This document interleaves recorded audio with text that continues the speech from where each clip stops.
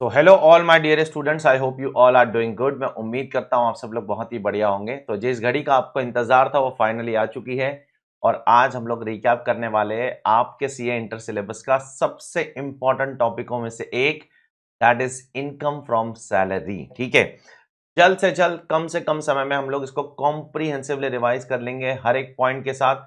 उसके बाद आप आईसीआई मटेरियल का या पास्ट एग्जाम का या पास्ट आरटीपी का या पास्ट मॉक टेस्ट का कोई भी क्वेश्चन उठाकर सॉल्व कीजिए, आप आसानी से सॉल्व कर लोगे, कोई दिक्कत नहीं आएगी। ठीक है, तो सबसे पहले हम लोग बात करेंगे basis of charge. Charging section क्या है सैलरी का? सैलरी का चार्जिंग सेक्शन है सेक्शन 15 और ये सेक्शन बोलता है कि अगर आपको सैलरी हेड में आना है तो एम्प्लॉयर और एम्प्लॉय का रिलेशनशिप होना चाहिए, मास्टर और सर्वेंट का रिलेशनशिप होना चाहिए, मालिक और नौकर का रिलेशनशिप होना चाहिए। जब तक ये रिलेशनशिप नहीं होगा आप सैलरी के चैप्टर में नहीं आ सकते हो। ठीक है, दूसरी चीज, सैलरी जो है वो ड्यू बेसिस पर भी टैक्स हो सकती है, रिसीट बेसिस पर भी टैक्स हो सकती है, जो भी पहले होगा। अगर ड्यू पहले हो गई तो पहले ड्यू बेसिस पर टैक्स हो जाएगी और रिसीट पहले हो गई तो पहले रिसीट बेसिस पर टैक्स हो जाएगी। ठीक है, अब जैसे कि मैंने आपको बोला सैलरी में एम्प्लॉयर और एम्प्लॉय होना चाहिए। तो एम्प्लॉयर कौन हो सकता है? एम्प्लॉयर कोई भी हो सकता है, इंडिविजुअल हो सकता है, एचयूएफ हो सकता है, फर्म हो सकता है, एओपी एसोसिएशन ऑफ पर्सन, कोई कॉर्पोरेशन, कोई कंपनी हो सकता है, central government, state government, public body, local authority, कोई भी हो सकता है। एम्प्लॉयर इंडिया में भी हो सकता है, बाहर भी हो सकता है, लेकिन हमेशा याद रखना एम्प्लॉय हमेशा इंडिविजुअल रहेगा। जो फुल टाइम भी काम करेगा तो भी एम्प्लॉय माना जा सकता है या पार्ट टाइम काम करेगा तो भी एम्प्लॉय माना जा सकता है। एम्प्लॉयर कोई भी हो सकता है, एम्प्लॉयर कहां भी हो सकता है, लेकिन एम्प्लॉय हमेशा इंडिविजुअल होगा, सॉरी, और साथ साथ में फुल टाइम काम करेगा तो भी एम्प्लॉय बोला जाएगा, पार्ट टाइम काम करेगा तो भी एम्प्लॉय बोला जाएगा। ठीक है, एम्प्लॉयर एम्प्लॉय रिलेशनशिप का मतलब क्या होता है? एम्प्लॉयर एम्प्लॉय को सब कुछ बताएगा, क्या करना है, कैसे करना है, कब करना है, कितना काम करना है, सब कुछ एम्प्लॉयर बताएगा और एम्प्लॉयर के डायरेक्शन के हिसाब से एम्प्लॉय को काम करना पड़ेगा। उसको बोलते हैं एम्प्लॉयर एम्प्लॉय रिलेशनशिप। ठीक है, अब कुछ पॉइंट्स है यहां पर, एक्स्ट्रा पॉइंट्स है, कुछ स्पेशल पॉइंट्स है, जिसमें पहला पॉइंट है फोरगोइंग ऑफ सैलरी। अगर मैंने अपनी सैलरी किसी को फोरगो कर दी, फोरगो करने का मतलब क्या होता है? त्याग कर दी।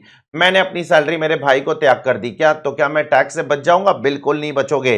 अगर आप अपनी सैलरी किसी को त्याग कर देते हो तो वो आपका हेडेक है, गवर्नमेंट उसमें आपको बचाने नहीं वाली है, आपको तो टैक्स देना ही है, देना ही है, देना ही है। लेकिन अगर आप अपनी सैलरी सेंट्रल गवर्नमेंट को जाकर त्याग कर देते हो, as per voluntary surrender of salaries exemption from taxation act 1961, अगर सेंट्रल गवर्नमेंट को जाकर त्याग करते हो, सेंट्रल गवर्नमेंट को जाकर सरेंडर कर देते हो एज पर दिस एक्ट जो मैंने अभी बोला, voluntary surrender of salary act 1961, उस हिसाब से करते हो, सेंट्रल गवर्नमेंट को जाकर त्याग करते हो, तो आपकी सैलरी एग्जेम्प्ट है। एग्जेम्प्ट है, एग्जेम्प्ट, एग्जेम्प्ट मतलब उस पर टैक्स अब नहीं लगेगा। ठीक है, अब नीचे कुछ एग्जांपल्स है जो हम एक एक करके देखेंगे। एक बंदा कॉलेज में लेक्चरर है, उसको वहां से सैलरी मिलती है, वो कहां जाएगी? Income from salary. अब वही बंदा अगर यूनिवर्सिटी में जाकर पेपर चेक करता है या पेपर सेट करता है तो वो यूनिवर्सिटी का एम्प्लॉय नहीं है, वहां से उसको जो पैसा मिलेगा वो माना जाएगा income from other source. Okay, third, एक बंदा पार्टनरशिप फर्म के अंदर पार्टनर है, वहां से उसको सैलरी मिलती है, वो कहां जाएगी? वो चले जाएगी बिजनेस एंड प्रोफेशन में। एक बंदा भारत सरकार के अंडर मेंबर ऑफ पार्लियामेंट है, मेंबर ऑफ लेजिस्लेटिव असेंबली है, मेंबर ऑफ लेजिस्लेटिव कॉर्पोरेशन है, अगर ये सब चीज है, एमपी एमएलए एमएलसी है, तो उसको जो सैलरी मिल रही है गवर्नमेंट से वो कहां जाएगी? वो भी इनकम फ्रॉम अदर सोर्स में जाती है। B very careful. ठीक है, नेक्स्ट, अगर एक कंपनी का डायरेक्टर है, उसको जो सैलरी मिल रही है तो वो डिपेंड करता है, अगर वो डायरेक्टर उस कंपनी का एम्प्लॉय है तो वो चला जाएगा सैलरी में, और अगर वो डायरेक्टर उस कंपनी का एम्प्लॉय के बियॉन्ड जाकर कोई सर्विस दे रहा है और उसको उसके लिए पैसा मिल रहा है तो वो चला जाएगा। अदरवाइज अगर है तो वो इनकम फ्रॉम अदर सोर्स। जैसे मिसाल के तौर पर डायरेक्टर एम्प्लॉय है तो एम्प्लॉय के तौर पर उसको सैलरी मिल रही है तो वो सैलरी में चला जाएगा, लेकिन उसके बियॉन्ड जाकर अगर वो काम करता है, फॉर एग्जांपल उसने कंपनी को अपनी पर्सनल गारंटी दे दी या उसने कंपनी के अंदर डायरेक्टर्स की बोर्ड मीटिंग में एक्स्ट्रा बैठ गया तो उसके लिए बैंक उसको कंपनी ने सिटिंग फी दे दी एक्स्ट्रा, तो वो जो सिटिंग फी उसको मिल रहा है वो उसके ओवर एंड अबाव सैलरी है, तो वो चला जाएगा इनकम फ्रॉम अदर सोर्स।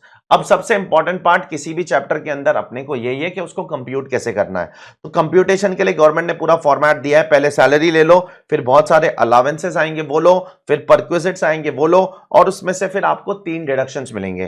कौन से 3 डिडक्शन? एक प्रोफेशनल टैक्स का, जिन सब के बारे में हम लोग एंड में पढ़ेंगे, दूसरा एंटरटेनमेंट अलावेंस जो सिर्फ गवर्नमेंट एम्प्लॉयज को मिलता है, और तीसरा स्टैंडर्ड डिडक्शन जो 50,000 रुपए का सैलरी का स्टैंडर्ड डिडक्शन हर एक सैलरी वाले एसएससी को मिलता है, ठीक है। अब सैलरी के कितने फॉर्म्स हैं, यहां पर बहुत सारे फॉर्म्स ऑफ सैलरी है, हर एक के बारे में हम लोग एक एक करके पढ़ेंगे, डोंट वरी अबाउट इट, ठीक है।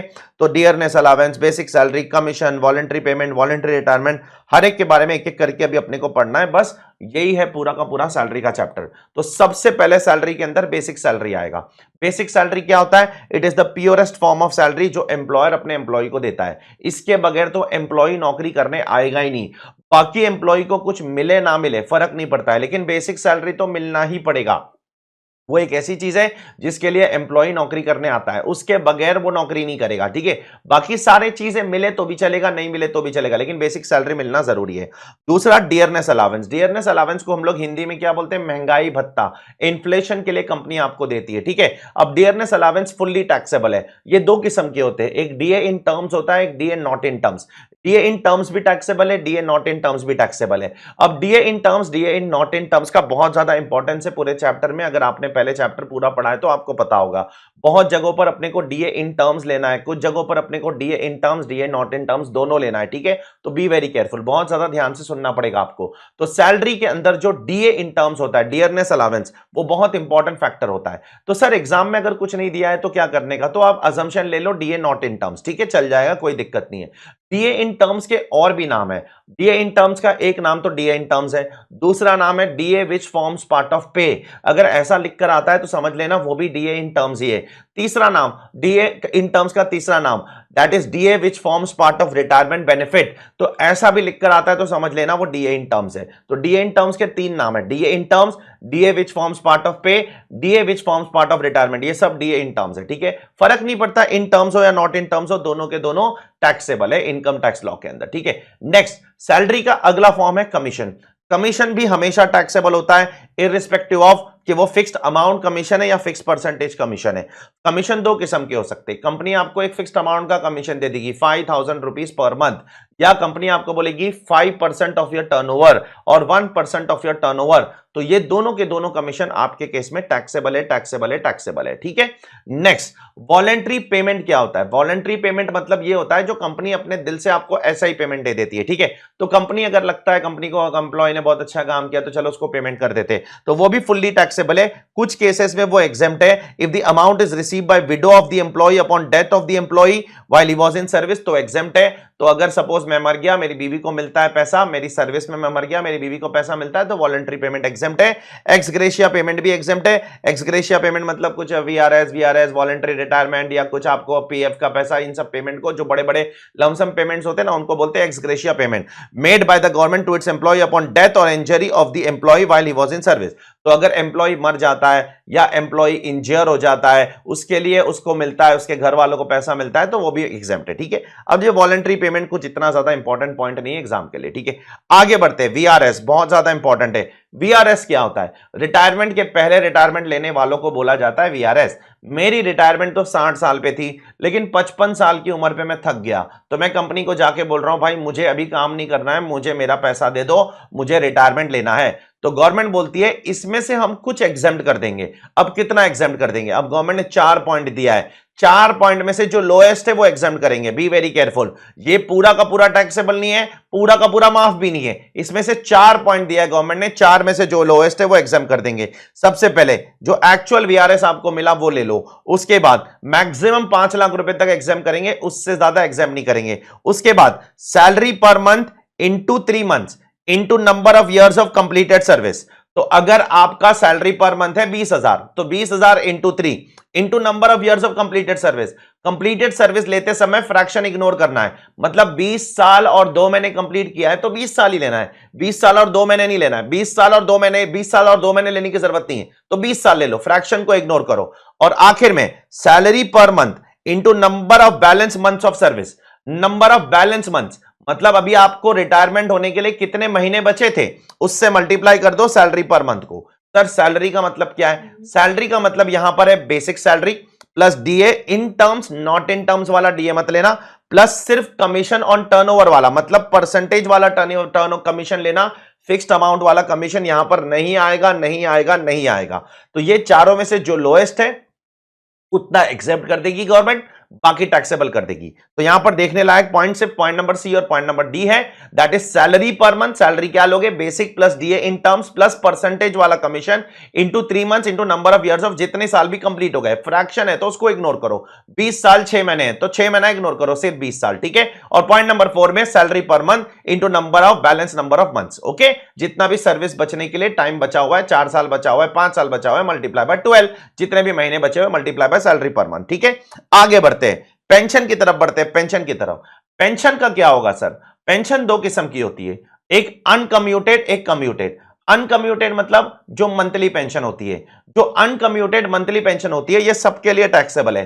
जो पीरियोडिक मिलती है ना आपको, हर मंथ पेंशन मिलती है, ये सबके लिए टैक्सेबल है। ये गवर्नमेंट एम्प्लॉय के लिए भी टैक्सेबल है, ये नॉन गवर्नमेंट एम्प्लॉय के लिए टैक्सेबल है, सबके लिए टैक्सेबल है। हाँ, कम्यूटेड पेंशन जो आप लमसम ले लेते हो उसको बोलते हैं कम्यूटेड। उसके अंदर आपको चेक करना पड़ेगा किसको मिल रहा है। अगर लमसम पेंशन गवर्नमेंट एम्प्लॉय को मिल रहा है तो फुल्ली एग्जेम्प्ट है, फुल्ली। नॉन गवर्नमेंट एम्प्लॉय को मिल रहा है तो आपको चेक करना पड़ेगा अमीर गरीब, ग्रेजुएटी मिलता है कि नहीं मिलता है। अगर ग्रेजुएटी मिलता है तो वो अमीर है, तो फिर उसका सिर्फ 1/3 ऑफ टोटल पेंशन हम लोग एग्जेम्प्ट करेंगे, मतलब 2/3 टैक्सेबल हो जाएगा।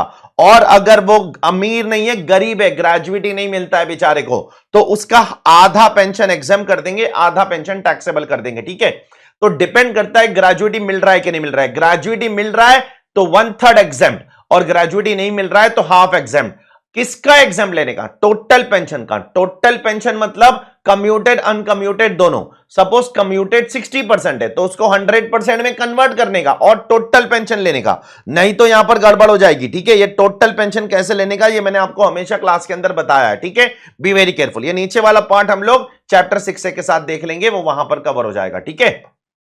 अब आते हैं हम लोग सबसे इंपॉर्टेंट पार्ट इस चैप्टर के, that is provident fund. Provident fund कितने किस्म के होते हैं, 4 किस्म के। एक स्टैट्यूटरी प्रोविडेंट फंड, एक रिकॉग्नाइज्ड प्रोविडेंट फंड, एक अनरिकॉग्नाइज्ड प्रोविडेंट फंड और एक पब्लिक प्रोविडेंट फंड। अब सबसे पहले हम लोग बात करेंगे कि एम्प्लॉयर कॉन्ट्रीब्यूशन का क्या होता है, फिर एम्प्लॉय कॉन्ट्रीब्यूशन का क्या होता है, फिर उसके इंटरेस्ट का क्या होता है, और फिर जब लमसम मिलेगा तब क्या होगा, ठीक है। सबसे पहले एम्प्लॉयर कॉन्ट्रीब्यूशन का क्या होता है। स्टैट्यूटरी प्रोविडेंट फंड में पूरा एग्जेम्प्ट है, रेकग्नाइज्ड प्रोविडेंट फंड में up to 12% of salary exempt है। और सैलरी का मतलब क्या है, basic plus DA in terms plus turnover और कमीशन, मतलब वो परसेंटेज वाला कमीशन, फिक्स्ड अमाउंट वाला नहीं। तो स्टैट्यूटरी प्रोविडेंट फंड में तो पूरा एग्जेम्प्ट है, लेकिन रेकग्नाइज्ड प्रोविडेंट फंड में सिर्फ 12% ऑफ सैलरी तक एग्जेम्प्ट है और सैलरी भी डिफाइंड है, ठीक है। अनरिकग्नाइज्ड प्रोविडेंट फंड में भी पूरा एग्जेम्प्ट है और पब्लिक प्रोविडेंट फंड में एम्प्लॉयर कॉन्ट्रीब्यूट नहीं करता है, ठीक है। B very careful. अब एम्प्लॉय कंट्रीब्यूशन का क्या होगा, उसका आपको एटीसी चैप्टर 6 में डिडक्शन मिल जाएगा। स्टैट्यूटरी प्रोविडेंट फंड का भी मिल जाएगा, रिकॉग्नाइज्ड प्रोविडेंट फंड का भी मिल जाएगा और पब्लिक प्रोविडेंट फंड का भी मिल जाएगा, लेकिन अनरिकॉग्नाइज्ड प्रोविडेंट फंड का डिडक्शन आपको नहीं मिलेगा चैप्टर 6 के अंदर। B very careful. अब हर साल जो फंड के अंदर इंटरेस्ट क्रेडिट होगा, इंटरेस्ट हर साल होगा ना क्रेडिट, हर साल। आज इस साल मैंने 20,000 रुपया कॉन्ट्रीब्यूट किया, एम्प्लॉय ने भी 20,000 कॉन्ट्रीब्यूट किया, एम्प्लॉयर ने भी 20,000 कॉन्ट्रीब्यूट किया, तो उसमें इंटरेस्ट जो जमा हो रहा है, जो इंटरेस्ट हो रहा है, इंटरेस्ट जो जमा हो रहा है, उसका क्या होगा, वो एग्जेम्प्ट है स्टैट्यूटरी प्रोविडेंट फंड के अंदर। रिकॉग्नाइज्ड प्रोविडेंट फंड के अंदर 9.5% तक एग्जेम्प्ट है, मतलब 9.5% के ऊपर अगर होगा तो वो आपको एज एन इनकम दिखाना पड़ेगा करंट ईयर में, ठीक है। करंट ईयर में इनकम दिखाना पड़ेगा। और अनरिकॉग्नाइज्ड प्रोविडेंट फंड में भी एग्जेम्प्ट है और आपके पब्लिक प्रोविडेंट फंड के अंदर भी ये एग्जेम्प्ट है, ठीक है। अब बात करते हैं, ये तो बात हो गई ड्यूरिंग द ईयर। अब बात करते हैं मैच्योरिटी पे जब पैसा मिलेगा तो 4 चीजों का क्या होगा, एम्प्लॉयर कॉन्ट्रीब्यूशन का क्या होगा, इंटरेस्ट ऑन एम्प्लॉयर कॉन्ट्रीब्यूशन का क्या होगा, एम्प्लॉय कॉन्ट्रीब्यूशन का क्या होगा और इंटरेस्ट ऑन एम्प्लॉय कॉन्ट्रीब्यूशन का क्या होगा। अब हमको ये इंडिविजुअली पढ़ना पड़ेगा, चारों एक साथ नहीं। पहले हम लोग स्टैट्यूटरी प्रोविडेंट फंड के लिए पढ़ते हैं। एम्प्लॉयर कॉन्ट्रीब्यूशन एग्जेम्प्ट है, इंटरेस्ट ऑन एम्प्लॉयर कॉन्ट्रीब्यूशन भी एग्जेम्प्ट है, एम्प्लॉय कॉन्ट्रीब्यूशन भी एग्जेम्प्ट है और interest on employ contribution exempt है सब्जेक्ट टू सम कंडीशन, जिसके बारे में हम लोग बाद में पढ़ेंगे यहां पर नोट नंबर 2 के अंदर, ठीक है। नोट नंबर 2 में उसके बारे में पढ़ेंगे। अब बात करते हैं रिकॉग्नाइज्ड प्रोविडेंट फंड की। रिकॉग्नाइज्ड प्रोविडेंट फंड के अंदर एग्जेम्पशन तब मिलेगा अगर आप 5 साल के बाद विड्रॉ करते हो तो आंख बंद करके एग्जेम्प्ट है, और अगर 5 साल के पहले विड्रॉ करते हो तो कुछ केसेस में एग्जेम्प्ट है, अदरवाइज टैक्सेबल है। 5 रिकॉग्नाइज्ड प्रोविडेंट फंड के लिए 5 साल के बाद विड्रॉ करोगे तो आंख बंद करके एग्जेम्प्ट है, 5 साल के पहले विड्रॉ करोगे तो कुछ केसेस में एग्जेम्प्ट है, जैसे अगर एम्प्लॉय का इल हेल्थ है, मतलब बीमार है, इसलिए वो पैसा विड्रॉ कर रहा है तो चलेगा, या एम्प्लॉयर का बिजनेस ही बंद हो गया इसलिए पैसा विड्रॉ कर रहा है तो चलेगा, या एम्प्लॉय ने नौकरी छोड़कर दूसरे जगह ज्वाइन कर लिया और वो अपना रिकॉग्नाइज्ड प्रोविडेंट फंड का बैलेंस दूसरे एम्प्लॉयर के वहां ट्रांसफर कर रहा है या नेशनल पेंशन सिस्टम में ट्रांसफर कर रहा है। ये 3 केसेस में अगर आप 5 साल के पहले भी विड्रॉ करोगे तो चलेगा, एग्जेम्प्ट है। अदरवाइज अगर आप 5 साल के पहले विड्रॉ करोगे तो टैक्सेबल है। बाकी सब केसेस में 5 साल के बाद विड्रॉ करोगे तो हमेशा एग्जेम्प्ट है। तो आरपीएफ के अंदर हमेशा 2 एरो होना चाहिए। 5 साल के पहले विड्रॉ किया तो 3 केस में एग्जेम्प्ट है, बाकी टैक्सेबल है। 5 साल के बाद विड्रॉ किया तो हमेशा एग्जेम्प्ट है। अब कब एग्जेम्प्ट है? Employer contribution exempt, interest on employer contribution exempt, employ contribution भी एग्जेम्प्ट, और इंटरेस्ट ऑन एम्प्लॉय कंट्रीब्यूशन के लिए कुछ नाटक है। अब वो इंटरेस्ट ऑन एम्प्लॉय कंट्रीब्यूशन दोनों के लिए एग्जेम्प्ट है, सब्जेक्ट टू नोट नंबर 2। अब नोट नंबर 2 के अंदर क्या दिया गया है कि जो इंटरेस्ट मिलता है ना एम्प्लॉय को, बहुत बारीकी से सुनना, एम्प्लॉय के कंट्रीब्यूशन पे अगर इंटरेस्ट मिलता है, बहुत बारीकी से सुनना, बहुत इंपॉर्टेंट पॉइंट है ये। 2021 से ये चेंजेस आए, पहले नहीं था ये, पहले नहीं था ये। देखो फिर से बता रहा हूं, ये तो दोनों के लिए एग्जेम्प्ट है, ये तो दोनों के लिए एग्जेम्प्ट है, ये तो दोनों के लिए एग्जेम्प्ट है, लेकिन इसमें नाटक है। इंटरेस्ट ऑन एम्प्लॉय कंट्रीब्यूशन में नाटक है। उसमें क्या नाटक है? अगर एम्प्लॉयर और एम्प्लॉय दोनों कंट्रीब्यूट करते हैं, बहुत ध्यान से सुनना, अगर एम्प्लॉयर और एम्प्लॉय दोनों कंट्रीब्यूट करते हैं तो 2.5 लाख के ऊपर का जो एम्प्लॉय का कंट्रीब्यूशन होगा उसका इंटरेस्ट माफ नहीं होने वाला है। 2.5 लाख तक का इंटरेस्ट माफ होगा, ठीक है। और अगर जिस फंड के अंदर एम्प्लॉयर एम्प्लॉय दोनों कंट्रीब्यूट करते, एम्प्लॉयर भी कंट्रीब्यूट कर रहा है, एम्प्लॉय भी कंट्रीब्यूट कर रहा है, तो एम्प्लॉय का 2.5 लाख रुपए के ऊपर का जो कंट्रीब्यूशन है ना, वो उसका इंटरेस्ट माफ नहीं होगा। 2.5 लाख तक अगर एम्प्लॉय कंट्रीब्यूट करता है तो इंटरेस्ट माफ है। अच्छा, if in that fund employer has not made any contribution, मतलब अगर सिर्फ एम्प्लॉय कंट्रीब्यूट करता है तो 5 लाख रुपए तक के कंट्रीब्यूशन पे जो इंटरेस्ट आएगा वो माफ है। 5 लाख रुपए के ऊपर का जो कंट्रीब्यूशन है वो टैक्सेबल हो जाएगा। तो फिर से बोल रहा हूं, लमसम जब मिल रहा है तब आपको चेक करना है कि एम्प्लॉय एम्प्लॉयर दोनों कंट्रीब्यूट करते थे, हां दोनों, तो एम्प्लॉयर एम्प्लॉय अगर दोनों कंट्रीब्यूट करते थे तो एम्प्लॉय का 2.5 लाख रुपए तक का अगर कंट्रीब्यूशन है पर ईयर तो कोई टेंशन नहीं है। उससे ऊपर अगर एम्प्लॉय कंट्रीब्यूट करता है तो एक्सेस अमाउंट पे, तो मान लो अगर 4 लाख रुपया कंट्रीब्यूट कर रहा है तो 1.5 लाख रुपए एक्सेस हुआ ना, तो उस 1.5 लाख पे जो इंटरेस्ट आएगा वो आपके हाथ में मैच्योरिटी पे टैक्सेबल हो जाएगा। सिमिलरली अगर सिर्फ एम्प्लॉय कंट्रीब्यूट करता है तो 5 लाख रुपए तक का कंट्रीब्यूशन पे कोई टेंशन नहीं है। उसके ऊपर अगर कंट्रीब्यूट कर रहा है, 6 लाख कंट्रीब्यूट कर रहा है, तो 1 लाख रुपए पे जो इंटरेस्ट आएगा वो आपके हाथ में टैक्सेबल हो जाएगा, ठीक है। ये बहुत ज्यादा ध्यान से सुनना। नेक्स्ट, अनरिकॉग्नाइज्ड प्रोविडेंट फंड जब विड्रॉ करोगे तो क्या होगा? तो employer contribution taxable as salary, employer contribution का इंटरेस्ट भी taxable as salary, employ contribution exempt, और एम्प्लॉय कंट्रीब्यूशन पे जो इंटरेस्ट आएगा वो इनकम फ्रॉम अदर सोर्स। तो यहां पर ट्रीटमेंट काफी अलग है पहले दोनों से, ठीक है। नेक्स्ट, एम्प्लॉय कंट्रीब्यूशन या पीपीएफ के अंदर, पीपीएफ के अंदर देखो एम्प्लॉयर तो कंट्रीब्यूट करता नहीं है, तो पहले वाले दोनों पॉइंट तो आने नहीं वाले। पहले वाले 2 पॉइंट क्यों नहीं आएंगे? जब एम्प्लॉयर कंट्रीब्यूट ही नहीं करता है तो एम्प्लॉयर कंट्रीब्यूशन और इंटरेस्ट ऑन एम्प्लॉयर कंट्रीब्यूशन तो आ ही नहीं सकता है। तो पीपीएफ में डायरेक्टली एम्प्लॉय कंट्रीब्यूशन जो मिलेगा वो भी माफ है और उसके ऊपर जो इंटरेस्ट मिलेगा वो भी माफ है, ठीक है। पीपीएफ हर जगह से गवर्नमेंट ने एग्जाम करके रखा है तो उस पर चिंता करने की जरूरत नहीं है, ठीक है। अब नोट नंबर 3 के अंदर 3 अलग फंड को मिलाकर गवर्नमेंट ने बोला एम्प्लॉयर 7.5 लाख रुपए से ज्यादा कंट्रीब्यूट नहीं कर सकता है। कौन से 3 फंड है? अगर एम्प्लॉयर 7.5 लाख रुपए से ज्यादा कंट्रीब्यूट करता है 3 फंड में, that is RPF recognised provident fund, that is new pension scheme, और आपका superannuation fund. RPF, new pension scheme और सुपर एन्वेशन फंड, ये तीनों मिलाकर अगर एम्प्लॉयर 7.5 लाख रुपए से ज्यादा कंट्रीब्यूट करता है तो जितना भी एक्सेस कंट्रीब्यूट करता है, से 9 लाख रुपया कंट्रीब्यूट किया तो 9 लाख रुपए के ऊपर 7.5 के ऊपर एक्सेस कितना हुआ? 1.5 लाख रुपया हुआ, तो वो 1.5 लाख रुपया एम्प्लॉय के हाथ में टैक्सेबल माना जाएगा। ये भी गवर्नमेंट ने 2020 में अमेंडमेंट लाया, पहले नहीं था। तो मान लो मैं एम्प्लॉयर हूं, मैंने आपके लिए कंट्रीब्यूट किया, कहां? आरपीएफ में कंट्रीब्यूट किया, या न्यू पेंशन स्कीम में कंट्रीब्यूट किया, या अप्रूव्ड सुपर एन्वेशन फंड में कंट्रीब्यूट किया, या तीनों में मिलाकर कंट्रीब्यूट किया। तीनों में मिलाकर अगर मैंने 10 लाख रुपया कंट्रीब्यूट कर दिया आपके लिए तो गया, आप गए फिर 7.5 लाख तक एग्जेम्प्ट, 2.5 लाख रुपया आपके हाथ में टैक्सेबल परक्विजिट, प्लस उस 2.5 लाख रुपए के ऊपर जो इंटरेस्ट आएगा वो भी आपके हाथ में टैक्सेबल, और वो कैसे कंप्यूट करने का, वो इधर सेक्शन 17(2)(7)(a) में दिया गया है with the help of a formula. अब ये फॉर्मूला क्या है, इस पे पूरा क्वेश्चन मैंने आपको सब करवाया हूं, लेकिन यहां भी एक्सप्लेन करूंगा। Taxable perquisite is equal to PC divided by 2 into R plus PC1 plus TP1 into R. अब टैक्सेबल परक्विजिट आपका आंसर होगा, पीसी क्या है, PC aggregate amount of employer contribution in excess of 7.5 lakh. तो ये पीसी क्या है पता है, ये पीसी है कि एम्प्लॉयर ने 7.5 लाख रुपए के ऊपर कितना कंट्रीब्यूट किया, ये आपका पीसी हो गया। सपोज एम्प्लॉयर ने 10 लाख कंट्रीब्यूट किया करंट ईयर में एम्प्लॉयर ने कितना कंट्रीब्यूट किया, 10 लाख रुपया, ये 3 फंड में, तो पीसी कितना हो गया, 7.5 लाख के ऊपर का अमाउंट, मतलब यहां पर आ जाएगा आपका 2.5 लाख रुपए। अब PC1 क्या है वो बाद में देखेंगे, पहले इंटू आर देखना है अपने को। अब आर क्या है, R is something divided by something, दिखता है आपको।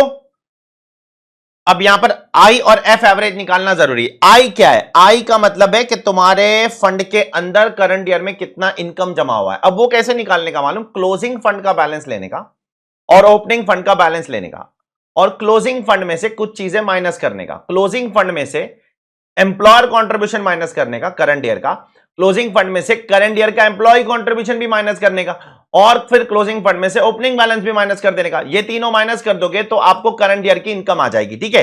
तो आई के जगह पे करंट ईयर की इनकम आ जाएगी। अब एफ एवरेज क्या है, एफ एवरेज कुछ नहीं है, फंड का ओपनिंग बैलेंस और फंड का क्लोजिंग बैलेंस डिवाइडेड बाय 2, आपको एफ एवरेज आ जाएगा। चेक करो, फंड का ओपनिंग बैलेंस जो भी होगा 1/4/2022 का वो ओपनिंग बैलेंस, 31 मार्च 2022 का वो क्लोजिंग बैलेंस, डिवाइडेड बाय 2 आपको आ जाएगा एफ एवरेज, ठीक है। तो I divide by F average लोगे तो आर आ जाएगा। तो ये आपको पहला पार्ट आ गया।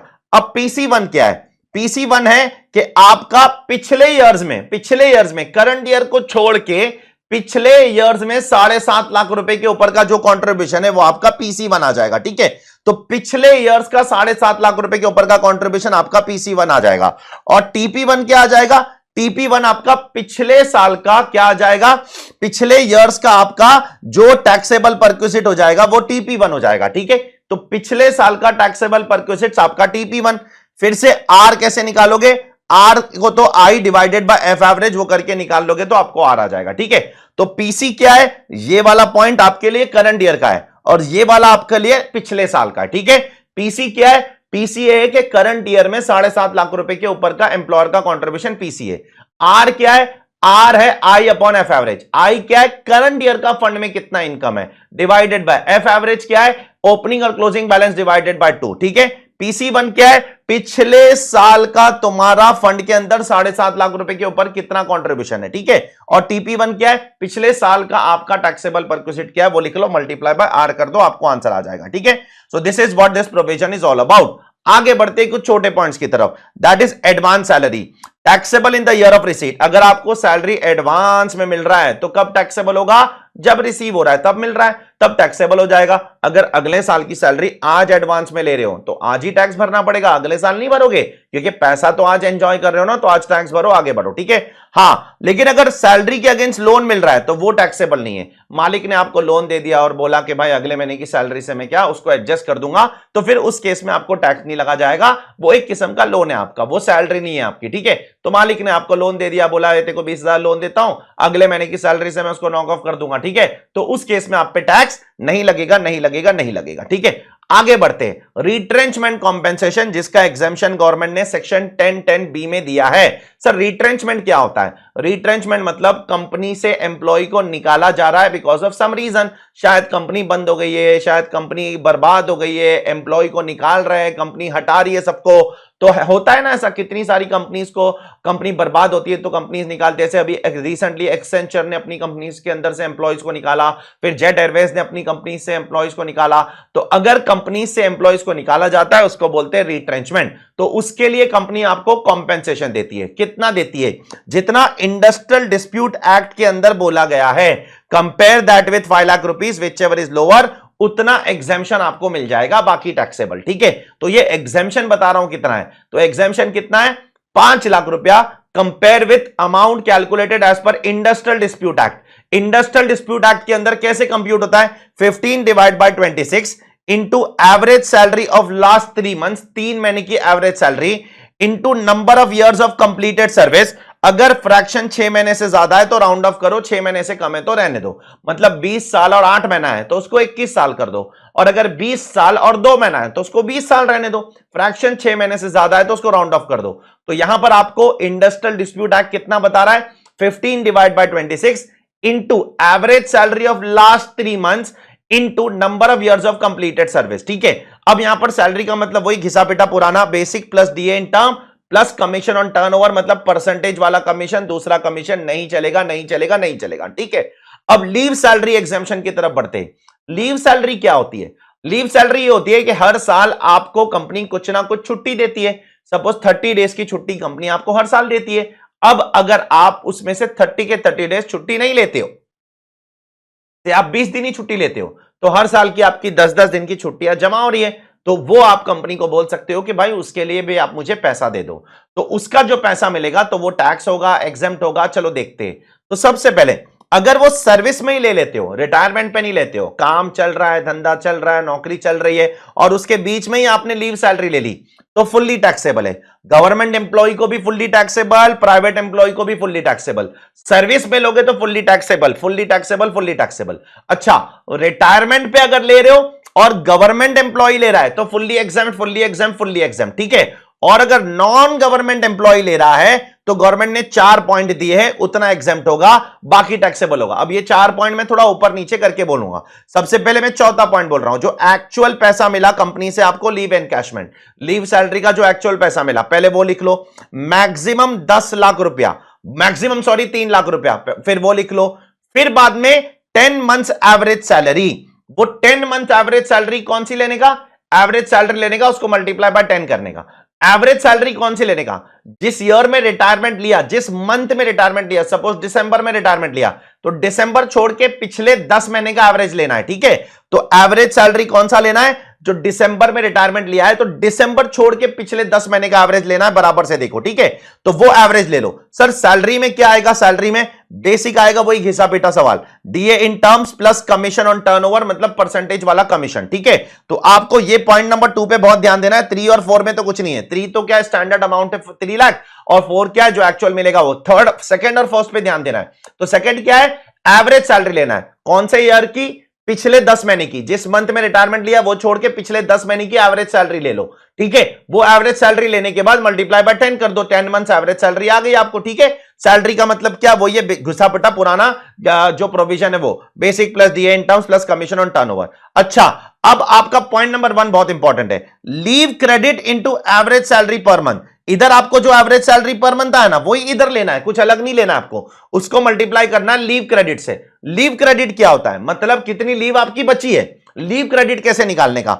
Leave allowed minus leave taken. लेकिन लीव अलाउड 30 से ज्यादा नहीं हो सकता है, मैक्सिमम 30। अगर लीव अलाउड 30 है तो 30 लो, लीव अलाउड 40 है तो भी 30 लो, लीव अलाउड 25 है तो फिर 25 लो। लीव अलाउड 30 से ज्यादा नहीं हो सकता है, माइनस लीव टेकन। ठीक है, maximum 30 for every year leave allowed हो सकता है। ये करने के बाद आपको यहां पर लीव क्रेडिट आ जाएगा। लेकिन हमेशा याद रखना, यहां पर आपको डेटा डेज में आएगा और ये सैलरी आपकी मंथ में है, तो आपको इसको 30 से डिवाइड करना पड़ेगा, क्योंकि आपको इसको भी मंथ में कन्वर्ट करना पड़ेगा। ऐसा अपन ने बहुत सारा क्वेश्चन क्लास में किया है, अगर आपको याद है तो 2-3 जगह पे ऐसा किया है। तो ये जो क्रेडिट आएगा वो डेज में आएगा, तो डिवाइड बाय 30 करोगे तो मंथ आ जाएगा। तो मंथ को मंथ से मल्टीप्लाई करोगे तो फिर वो फंडा बैठेगा, नहीं तो बैठ नहीं पाएगा। ठीक है, तो यहां पर आपको पॉइंट नंबर 1 और पॉइंट नंबर 2 पे ज्यादा फोकस करना है, बाकी 3 और 4 तो कुछ भी नहीं है। ठीक है, अरियर्स ऑफ सैलरी, अगर पिछले साल की सैलरी करंट ईयर में मिलती है तो yes it will be taxable in the year in which it is received.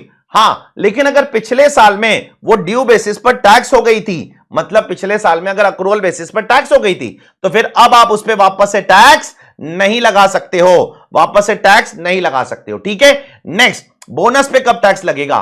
Bonus पे तब टैक्स लगेगा जब बोनस रिसीव होगा। ठीक है, बोनस कंपनी अगर सिर्फ डिक्लेयर कर देगी या कंपनी के बुक्स में आउटस्टैंडिंग है तो उस बेसिस पर आपके हाथ में बोनस पे टैक्स नहीं लगेगा। जब कंपनी उसको डिक्लेयर करेगी तो नहीं लगेगा, जब कंपनी आपके खाते में डालेगी ना, जब आपको रिसीव हो जाएगा तब टैक्स लगेगा, तब टैक्स लगेगा, तब टैक्स लगेगा। ठीक है, अप्रूव्ड सुपर एनुएशन फंड के बारे में मैंने आपको ऑलरेडी ऊपर बता दिया, लेकिन फिर से एक बार और बता देता हूं। इसमें अगर एम्प्लॉयर कंट्रीब्यूट करता है, इसमें सिर्फ एम्प्लॉयर ही कंट्रीब्यूट करता है, एम्प्लॉय नहीं करता है। सबसे पहली चीज 7.5 लाख रुपए तक कंट्रीब्यूट करता है तो एग्जेम्प्ट है, ठीक है। उसके ऊपर अगर कंट्रीब्यूट करता है तो टैक्सेबल है, फिर उसके ऊपर का इंटरेस्ट भी टैक्सेबल है। अगर आपको पता है तो वो कैसे टैक्सेबल हो जाएगा, वो ऐसे टैक्सेबल हो जाएगा ये फॉर्मूले के थ्रू, ठीक है। B very careful. नेक्स्ट, अगर अनअप्रूव्ड सुपरएनुएशन फंड है तो उसको आप अनरिकॉग्नाइज्ड प्रोविडेंट फंड की तरह ही ट्रीट करो जैसा आप अनरिकॉग्नाइज्ड प्रोविडेंट फंड को ट्रीट करते हो, ठीक है। अब आते और एक इंपॉर्टेंट प्रोविजन 10(10)AA ग्रेजुइटी का एग्जाम्पशन। सर ग्रेजुइटी के लिए क्या होगा सर? ग्रेजुइटी भी तो एक लमसम बेनिफिट है जो हमको मिलता है। यस, ग्रेजुइटी भी अगर सर्विस में ले लोगे तो फुल्ली टैक्सेबल, मतलब नौकरी चल रही है और ग्रेजुइटी ले रहे हो तो फुल्ली टैक्सेबल है, फुल्ली टैक्सेबल। गवर्नमेंट एम्प्लॉय के लिए भी टैक्सेबल है, नॉन गवर्नमेंट एम्प्लॉय के लिए भी टैक्सेबल है, सबके लिए टैक्सेबल है। हां, अगर रिटायरमेंट पे ग्रेजुइटी ले रहे हो और गवर्नमेंट एम्प्लॉय को मिल रहा है तो फुल्ली एग्जेम्प्ट है, और अगर प्राइवेट एम्प्लॉय को मिल रहा है तो फिर उसमें कुछ लिमिट तक गवर्नमेंट ने एग्जाम किया है, उसमें चेक करना पड़ेगा is he covered by POGA और is he not covered by POGA. अब कवर्ड बाय पोगा हो या नॉट कवर्ड बाय पोगा हो, दोनों में पहले 2 पॉइंट सेम है। एक्चुअल अमाउंट 20 लाख, दोनों में पहले 2 पॉइंट में कोई दिक्कत नहीं है। दिक्कत आएगी पॉइंट नंबर सी में, अगर वो प्राइवेट एम्प्लॉय है और वो कवर्ड बाय पोगा है तो कितना एग्जेम्प्ट होगा? 15/26 into last month salary into number of years of service. अब यहां पर सैलरी का मतलब क्या है? यहां पर सैलरी का मतलब है बेसिक प्लस डीए दोनों, बेसिक प्लस डीए दोनों मतलब डीए इन टर्म्स भी आता है, डीए नॉट इन टर्म्स भी आता है। देखो आपने खुद ने यहां पर लिखा होगा अपनी बुक के अंदर। और यहां पर number of years of service निकालते समय अगर फ्रैक्शन 6 महीने से ज्यादा है तो राउंड ऑफ कर दो, मतलब अगर 20 साल और 8 महीना है तो 21 साल, 20 साल और 2 महीना है तो 20 साल।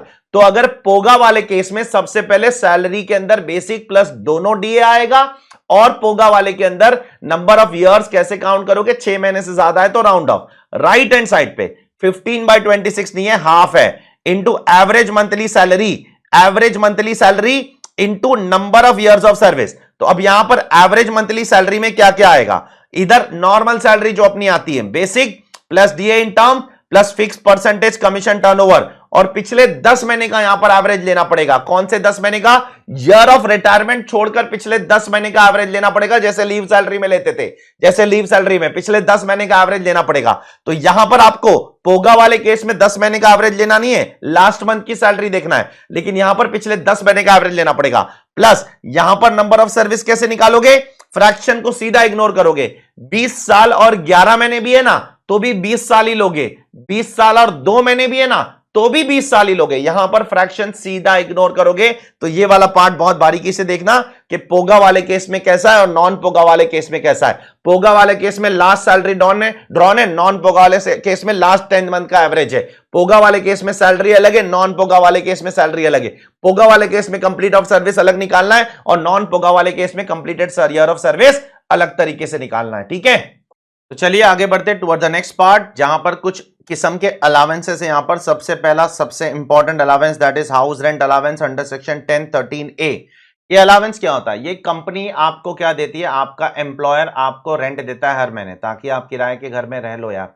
तो यहां पर आपका वो जो रेंट मिल रहा है, यहां पर एम्प्लॉयर आपको घर नहीं दे रहा है, जो घर देगा ना वो rent free furnished accommodation, rent free unfurnished accommodation, वो एक अलग चीज है। अगर कंपनी आपको पैसा दे रही है, पैसा, तो उसको बोलेंगे एचआरए। कंपनी आपको घर दे रही है, वो आगे जाकर आएगा, वो फर्निश्ड अनफर्निश्ड अकोमोडेशन का अलग से ट्रीटमेंट है, ठीक है। तो यहां आपको पैसा मिल रहा है, तो अब जो कंपनी आपको मंथली पैसा दे रही है, हाउस रेंट अलावेंस, उसका आपको कितना एग्जेम्प्ट होगा, कितना टैक्सेबल होगा, ठीक है। तो सुनो, यहां पर लीस्ट ऑफ द 3 अमाउंट दिया है गवर्नमेंट ने, तीनों में से जो लोएस्ट है उतना एग्जेम्प्ट हो जाएगा। अब अगर मुंबई, दिल्ली, कलकत्ता, चेन्नई ये 4 मेट्रो सिटी में हो तो 50% ऑफ द सैलरी माफ हो जाएगा, और अगर अदर देन ये 4 सिटी को छोड़कर कहीं और हो पूरे देश में तो 50% के बदले 40% माफ होगा, ठीक है। Compare with actual HRA receive, जितना भी एक्चुअल कंपनी से आपको मिला है, ठीक है। कंपेयर दैट विथ आप जो रेंट पे कर रहे हो अपने मकान मालिक को, -10% ऑफ सैलरी। तो पॉइंट नंबर 2 में क्या है? पॉइंट नंबर 2 में वो है जो आपको एचआरए मिल रहा है कंपनी से। पॉइंट नंबर 3 में क्या है? जो आप रेंट पे कर रहे हो -10% ऑफ सैलरी। सैलरी का मतलब वही है जो अब तक पढ़ते आ रहे हो, that is basic plus DA in terms और फिर परसेंटेज वाला टर्नओवर कमीशन, ठीक है। बाकी सारे कमीशन यहां पर नहीं आएंगे। अब यहां पर कुछ एग्जाम्पशन है सेक्शन 1014 के अंदर, जो आप जितना खर्चा करोगे उतना एग्जाम्पशन मिलेगा, और ये आप अपनी ऑफिशियल ड्यूटी के लिए खर्चा करते हो, ठीक है। जैसे कंपनी ने आपको ट्रैवलिंग या कन्वेंस के लिए कुछ अलावेंस दिया, तो जितना खर्चा करोगे उतना एग्जाम्प्ट, बाकी टैक्सेबल। यूनिफॉर्म के लिए अलावेंस दिया, जितना खर्चा करोगे उतना एग्जाम्प्ट, बाकी टैक्सेबल, ठीक है। Daily allowance, helper allowance, research allowance और एकेडमी अलावेंस, तो ये सारे अलावेंसेस कंपनी आपको से 500 रुपया दे रही है, आप 300 रुपया खर्चा कर रहे हो, तो 200 रुपया टैक्सेबल हो जाएगा। जितना खर्चा करोगे उतना एग्जाम्प्ट हो जाएगा, जितना खर्चा नहीं करोगे उतना टैक्सेबल हो जाएगा, ठीक है। अब यहां पर कुछ अलावेंसेस है जो गवर्नमेंट आपको दे रही है, जो एक स्टैंडर्ड लिमिट के जितना एग्जाम्प्ट होगा, स्टैंडर्ड लिमिट है। यहां पर कंपनी आपको कितना भी दे उससे फर्क नहीं पड़ता है, गवर्नमेंट ने अपना लिमिट बता दिया है, भाई इतना एग्जाम्प्ट होगा, इससे ऊपर टैक्सेबल। आप खर्चा करो या ना करो उससे हमको फर्क नहीं पड़ता है, ठीक है।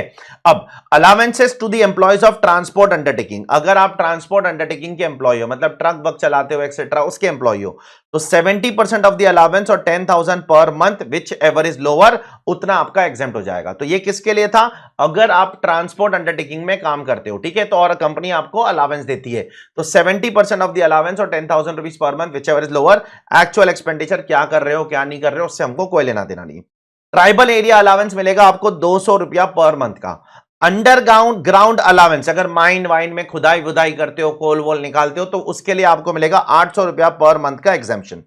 चिल्ड्रन अलावेंस, अगर आपका मालिक आपको चिल्ड्रन अलावेंस दे रहा है, तो वो आपको 100 रुपीज पर मंथ एग्जाम्प्ट रहेगा, लेकिन सिर्फ 2 ही बच्चों के लिए, 2 बच्चों के ऊपर अगर अलावेंस दे रहा है तो फिर वो टैक्सेबल हो जाएगा, ठीक है।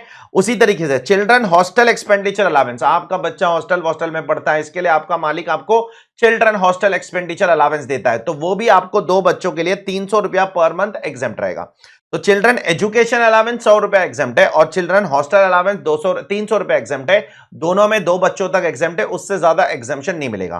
कम्यूटेशन या ट्रांसपोर्ट अलावेंस सिर्फ और सिर्फ ब्लाइंड, डेफ, डम्ब और हैंडीकैप एम्प्लॉय को मिलेगा, बाकी सबको नहीं मिलेगा।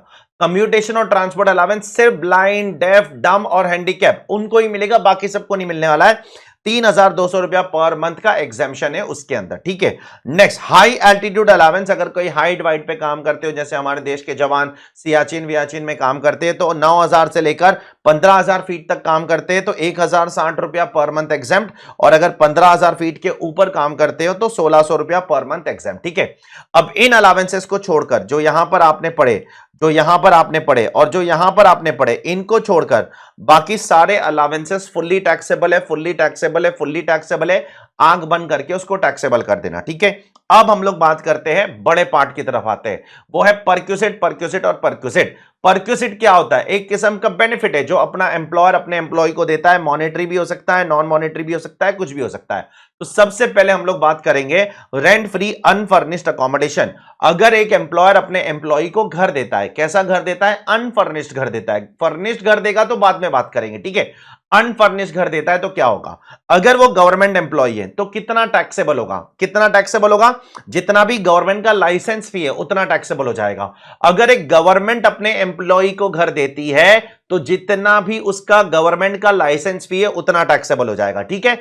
अब अगर नॉन गवर्नमेंट देती है, प्राइवेट कंपनी वाले लोग अपने एम्प्लॉय को घर देते हैं, तो उसमें आपको देखना पड़ेगा क्या वो घर कंपनी का है या रेंटेड है। अगर कंपनी का है तो ट्रीटमेंट अलग है, अगर रेंटेड है तो ट्रीटमेंट अलग है। तो पहले रेंटेड की बात करते हैं। मान लो कि प्राइवेट कंपनी ने घर रेंट पर लेकर आपको दिया है, तो rent paid by the employer, जितना भी एम्प्लॉयर ने रेंट पे किया, compare with 15% of salary which ever is lower, जो भी लोअर होगा उतना आपको क्या होगा? आपके हाथ में टैक्सेबल परक्विजिट।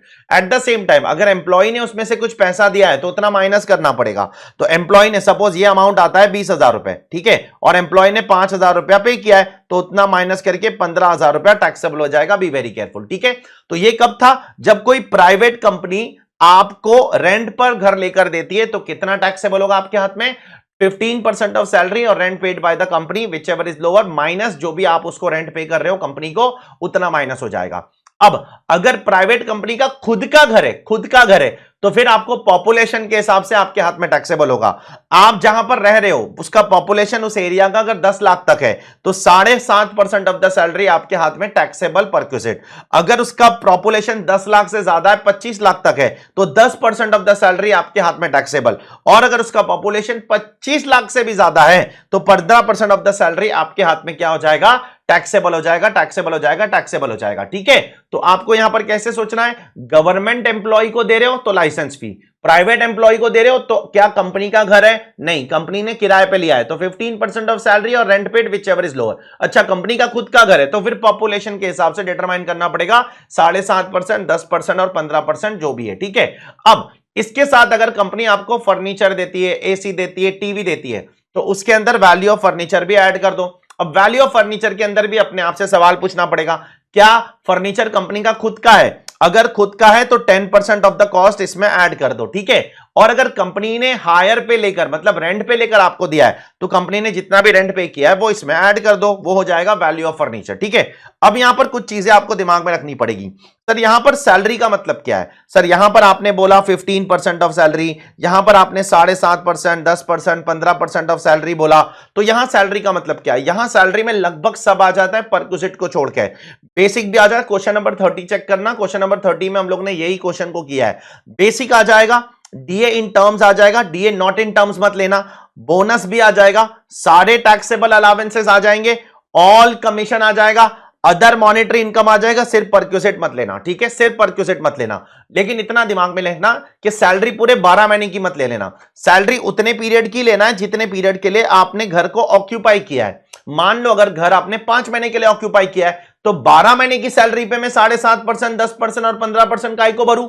मैं क्यों करूं ये? मैं अगर 5 महीने के लिए घर ऑक्यूपाई कर रहा हूं तो 5 महीने की सैलरी पर ही मैं टैक्सेबल परक्विजिट भरूंगा। तो ये बहुत इंपॉर्टेंट पॉइंट है। साथ साथ में सैलरी के अंदर कुछ चीजें रिटायरमेंट बेनिफिट वाली चीजें मत लेना बड़ी बड़ी, जैसे gratuity, pension, leave salary, VRS etcetera, ये सारी चीजें सैलरी के अंदर नहीं लोगे आप। ठीक है, सैलरी के अंदर ये सब लेना है जो पहले पॉइंट में लिखा है, लेकिन ग्रेजुइटी, रिटायरमेंट पे जो बेनिफिट्स मिलते हैं ना, वो सारी चीजें आपको नहीं लेना है। प्लस सैलरी आपको करंट पीरियड की लेना है, पास्ट ईयर की अरियर्स ऑफ सैलरी को नहीं लेना है, या फ्यूचर ईयर की एडवांस सैलरी भी नहीं लेना है। सैलरी आपको करंट पीरियड हमारे एग्जाम के लिए से 22-23 है फॉर एग्जांपल, तो 22-23 की ही सैलरी लेना है। आप 20-21 की नहीं ले सकते हो, आप 23-24 की एडवांस भी नहीं ले सकते हो। प्लस सैलरी के अंदर एम्प्लॉयर कॉन्ट्रीब्यूशन टू पीएफ और इंटरेस्ट ऑन पीएफ भी नहीं लेना है। एम्प्लॉयर कॉन्ट्रीब्यूशन टू पीएफ और इंटरेस्ट ऑन पीएफ भी नहीं लेना है, नहीं लेना है, नहीं लेना है। तो क्या क्या नहीं लेना है? रिटायरमेंट बेनिफिट नहीं लेना है, सैलरी में अरियर सैलरी नहीं लेना है, एडवांस सैलरी नहीं लेना है, एम्प्लॉयर कंट्रीब्यूशन नहीं लेना है पीएफ का, उसका इंटरेस्ट नहीं लेना है। ठीक है, और सैलरी आपको सिर्फ उसी पीरियड के लेना है जितने समय के लिए आपने घर को ऑक्यूपाई किया है। ठीक है, नेक्स्ट, अगर कंपनी ने आपको होटल अकोमोडेशन दिया है, क्या दिया है? होटल अकोमोडेशन, होटल में रहने के लिए सुविधा दी है, तो कितना टैक्सेबल होगा? Lower of the two taxable हो जाएगा। जितना भी कंपनी ने होटल का किराया पे किया, compare with 24% of the salary for the relevant period, जितने समय के लिए भी आप होटल में रह रहे थे उतने समय के लिए ही होटल का अमाउंट लेना है, नहीं तो नहीं लेना है। तो 24% ऑफ द सैलरी, सैलरी का मतलब क्या है? सेम जो ऊपर था वही, सब कुछ ले लो, basic plus DA in terms plus bonus plus taxable allowance plus all commission plus other monetary income excluding perquisites मत लेना। ठीक है, परक्विजिट्स मत लेना। अब अगर कंपनी ने आपको अगर ट्रांसफर कर दिया है किसी और शहर में और 15 दिन तक के लिए आप होटल में रह रहे हो, कंपनी ने आपको बोला मुंबई से दिल्ली चले जाओ और 15 दिन तक की होटल की सर्विस दे रही है, सुविधा दे रही है, तो आपके हाथ में वो टैक्सेबल नहीं होगा। वो कंपनी की जिम्मेदारी बनती है कि टेम्पररी पीरियड के लिए अपने एम्प्लॉय को कहीं ना कहीं ठहरा दे। भाई ऐसा नहीं हो सकता है कि वो ठहरा भी रहे हो और उस पर टैक्स भी ले रहे हो। तो कंपनी ने आपको ट्रांसफर कर दिया 15 दिन के लिए, अगर ट्रांसफर कर दिया और 15 दिन तक का होटल रहता है, 15 दिन के बाद कंपनी को बोलो कि भाई इसके लिए एक प्रॉपर घर का इंतजाम करो। ठीक है, अब अगर एम्प्लॉय ने कुछ रेंट वेंट पे किया है होटल का तो उतना भी माइनस हो जाएगा, जैसे ऊपर भी माइनस होता था। तो क्या कंपेयर करोगे? जो भी कंपनी ने आपका होटल का charges compare with 24% of the salary for the relevant period. 15 दिन तक के लिए अगर कंपनी आपको ट्रांसफर कर रही है कहीं पर दूसरे शहर में और 15 दिन तक के लिए होटल में रख रही है तो कोई दिक्कत नहीं है, उस केस में आपके हाथ में टैक्सेबल नहीं होगा। ठीक है, नेक्स्ट कंपनी ने अगर अपने एम्प्लॉय को मूवेबल असेट्स दे रही है यूज करने के लिए, क्यों यूज करने के लिए? बिजनेस ऑफिशियल पर्पस को यूज करने के लिए, तो क्या होगा? अगर कंपनी लैपटॉप या कंप्यूटर देती है हमेशा एग्जेम्प्ट है, एग्जेम्प्ट है, एग्जेम्प्ट है। कंपनी अगर अपने एम्प्लॉय को लैपटॉप या कंप्यूटर देती है एग्जेम्प्ट है, दूसरी कोई चीज देती है तो टैक्सेबल है। कितना टैक्सेबल है? अगर वो कंपनी का खुद का है तो 10% ऑफ द कॉस्ट टैक्सेबल है, और अगर कंपनी ने वो भाड़े पर लेकर एम्प्लॉय को दिया है तो उसका हायर चार्जेस कंपनी के हाथ में, एम्प्लॉय के हाथ में टैक्सेबल हो जाएगा। लैपटॉप और कंप्यूटर फुल्ली एग्जेम्प्ट, उसके अलावा कुछ और दे रही है, टीवी, फ्रिज, एसी एक्सेट्रा, ठीक है, तो वो केस में कंपनी का खुद का है तो 10%, और कंपनी रेंट पर लेकर दे रही है तो रेंट जो भी पे करेगी वो एम्प्लॉय के हाथ में टैक्सेबल हो जाएगा। ठीक है, नेक्स्ट नेक्स्ट नेक्स्ट, कंपनी अगर एम्प्लॉय के लिए मेडिकल फैसिलिटी कर रही है तो उसका क्या होगा?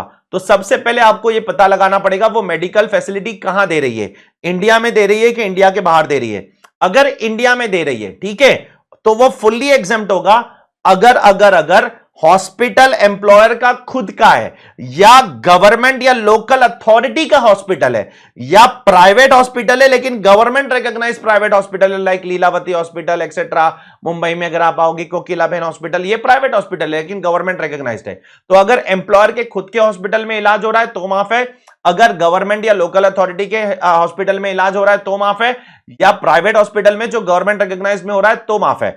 आप फुल्ली टैक्सेबल अदरवाइज, मतलब अगर फैमिली डॉक्टर के पास जा रहे हो, नर्सिंग होम के पास जा रहे हो, कोई फालतू डॉक्टर के पास, डॉक्टर तो फालतू नहीं होता है लेकिन सारे डॉक्टर अच्छे होते हैं, लेकिन वो रिकॉग्नाइज डॉक्टर नहीं है, ठीक है, वो इन तीनों में नहीं आता है तो वो टैक्सेबल हो जाएगा। ठीक है, अब साथ साथ में अगर इंडिया के बाहर ट्रीटमेंट करने जा रहा हूं तो क्या होगा? तो मल्टीपल खर्चे होंगे, तो फिर तो ट्रीटमेंट का भी खर्चा होगा, स्टे का भी खर्चा होगा, और फिर ट्रैवल का भी खर्चा होगा। तो सबसे पहले ट्रीटमेंट और स्टे के लिए गवर्नमेंट ने क्या बोला है? अगर इंडिया के बाहर जाते हो ट्रीटमेंट और स्टे करवाने, ट्रीटमेंट के साथ स्टे भी करना पड़ेगा, उधर रहना भी पड़ेगा कुछ दिनों के लिए, तो होटल वोटल का भी खर्चा होगा, तो वो एग्जेम्प्ट होगा जितना आरबीआई बोलेगी। ठीक है, सपोज आपने 5 लाख खर्चा कर दिया लेकिन आरबीआई बोलती है 3 लाख, तो 3 लाख एग्जेम्प्ट, 2 लाख टैक्सेबल। ठीक है, अच्छा, और ट्रैवल के लिए तब एग्जेम्प्ट होगा अगर आपकी ग्रॉस टोटल इनकम 2 लाख रुपए तक है। गरीब लोग के लिए एग्जेम्प्ट, अमीर लोगों के लिए ट्रैवल टैक्सेबल।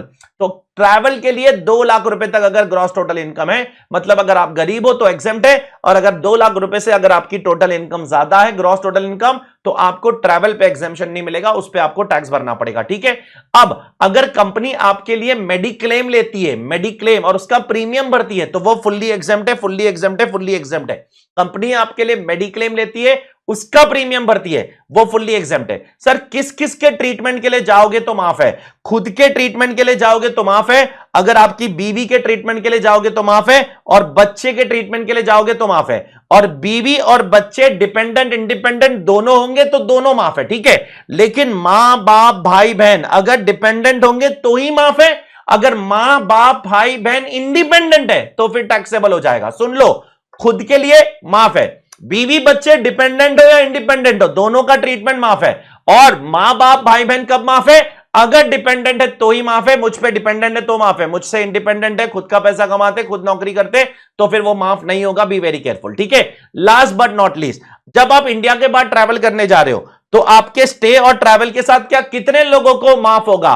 मेरे लिए भी माफ होगा, मेरी बीवी भी माफ होगी, बच्चे भी माफ होंगे, मामा मामी चाचा चाची दादा दादी, किस किस को लेके जा सकता हूं?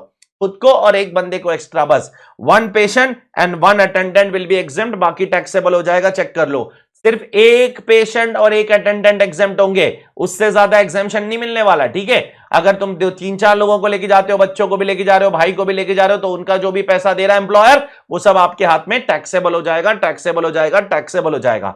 B very careful. Next, loan given by employer to employ at concessional rate, तो कितना टैक्सेबल होगा? जितना भी लोन दिया मल्टीप्लाई बाय एसबीआई का rate minus actual rate. Suppose SBI का रेट है 12% पर एनम और एक्चुअल रेट है 6%, तो 6% ऑफ द लोन अमाउंट वो आपके हाथ में टैक्सेबल हो जाएगा। कुछ केसेस में आपके हाथ में टैक्सेबल नहीं होगा, जैसे अगर लोन अमाउंट सिर्फ 20,000 रुपए तक है तो नॉट टैक्सेबल, मतलब छोटा मोटा लोन है तो कोई दिक्कत नहीं है। अच्छा, लोन अमाउंट अगर 20,000 से भी ज्यादा है और अगर वो लोन एम्प्लॉयर ने आपको कुछ डिजीज की ट्रीटमेंट के लिए दिया है, कोई बीमारी की ट्रीटमेंट के लिए दिया है, तो भी माफ है, माफ है, माफ है। चेक कर लो, तो 20,000 रुपए तक का लोन दिया तो बाय डिफॉल्ट माफ है, और 20,000 के ऊपर भी अगर लोन दिया और कुछ बीमारी के ट्रीटमेंट के लिए दिया तो वो भी माफ है। चेक कर लो।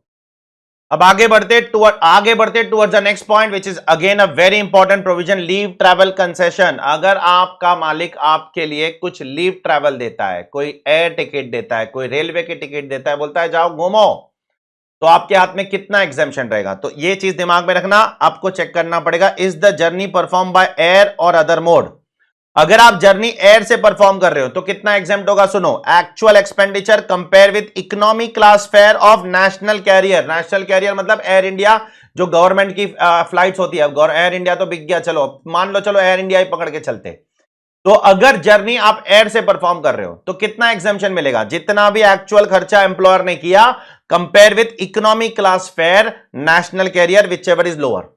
अगर आप एयर को छोड़कर किसी और मोड से जा रहे हो, मतलब और कौन सा मोड हो सकता है? रेल हो सकता है, रोड हो सकता है, वाटर हो सकता है, कुछ भी हो सकता है। तो उस केस में आपको चेक करना है क्या उस मोड पे रेल सर्विस अवेलेबल है। अगर अवेलेबल है, आप किसी भी मोड से जा रहे हो, बी वेरी केयरफुल, ये क्लास में भी मैंने एम्फेसिस डाला था।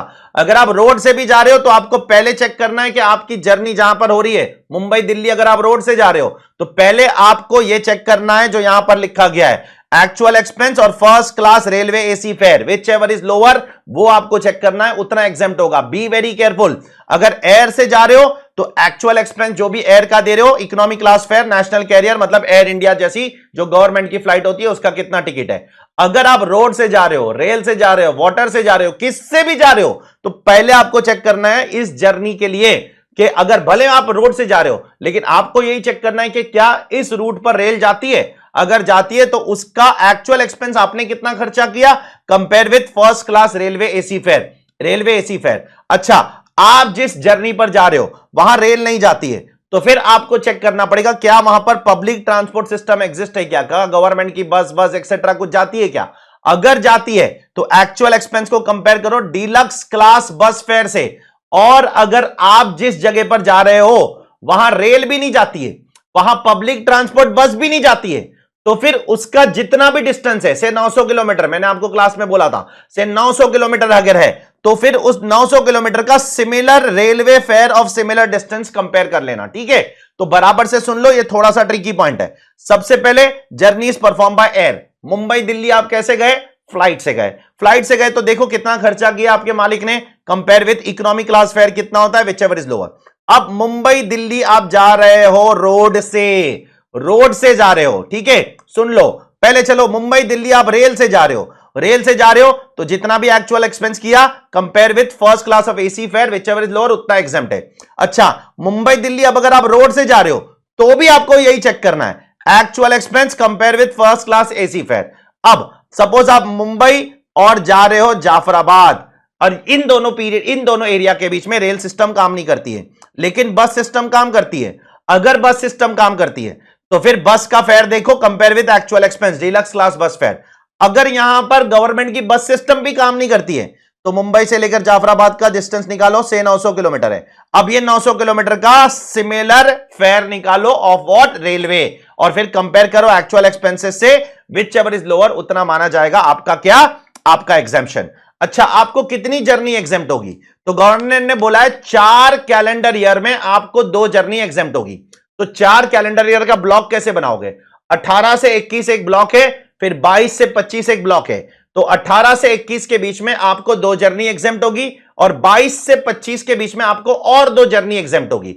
अच्छा, अगर 18 से 21 के बीच में 2 जर्नी में से एक ही जर्नी आपने की या दोनों जर्नी भी नहीं की तो आप उसमें से एक जर्नी कैरी फॉरवर्ड कर सकते हो, लेकिन जो कैरी फॉरवर्ड करोगे ना वो आपको इमीडिएटली 2022 वाले ईयर में यूज करना पड़ेगा, उसको आप चारों साल में यूज नहीं कर सकते हो। मिसाल के तौर पे 18 से 21 के बीच में आपको 2 जर्नी मिली है, 2 जर्नी आप एग्जाम करवा सकते हो। मान लो आपने एक भी जर्नी नहीं ली, एक भी बार कहीं घूमने नहीं गए, तो आप उसमें से एक कैरी फॉरवर्ड करा लो 22 से 25 वाली ब्लॉक में।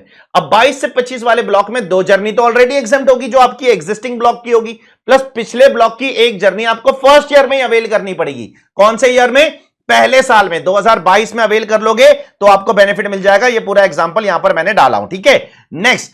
अच्छा, ये ट्रैवल के अलावा आपका एम्प्लॉयर अगर आपको बोर्डिंग, लॉजिंग, होटल, खाने पीने का जो खर्चा देता है तो वो सब टैक्सेबल हो जाएगा भाई, वो सब माफ नहीं होने वाला है। प्लस ट्रैवल किस किस के लिए माफ है?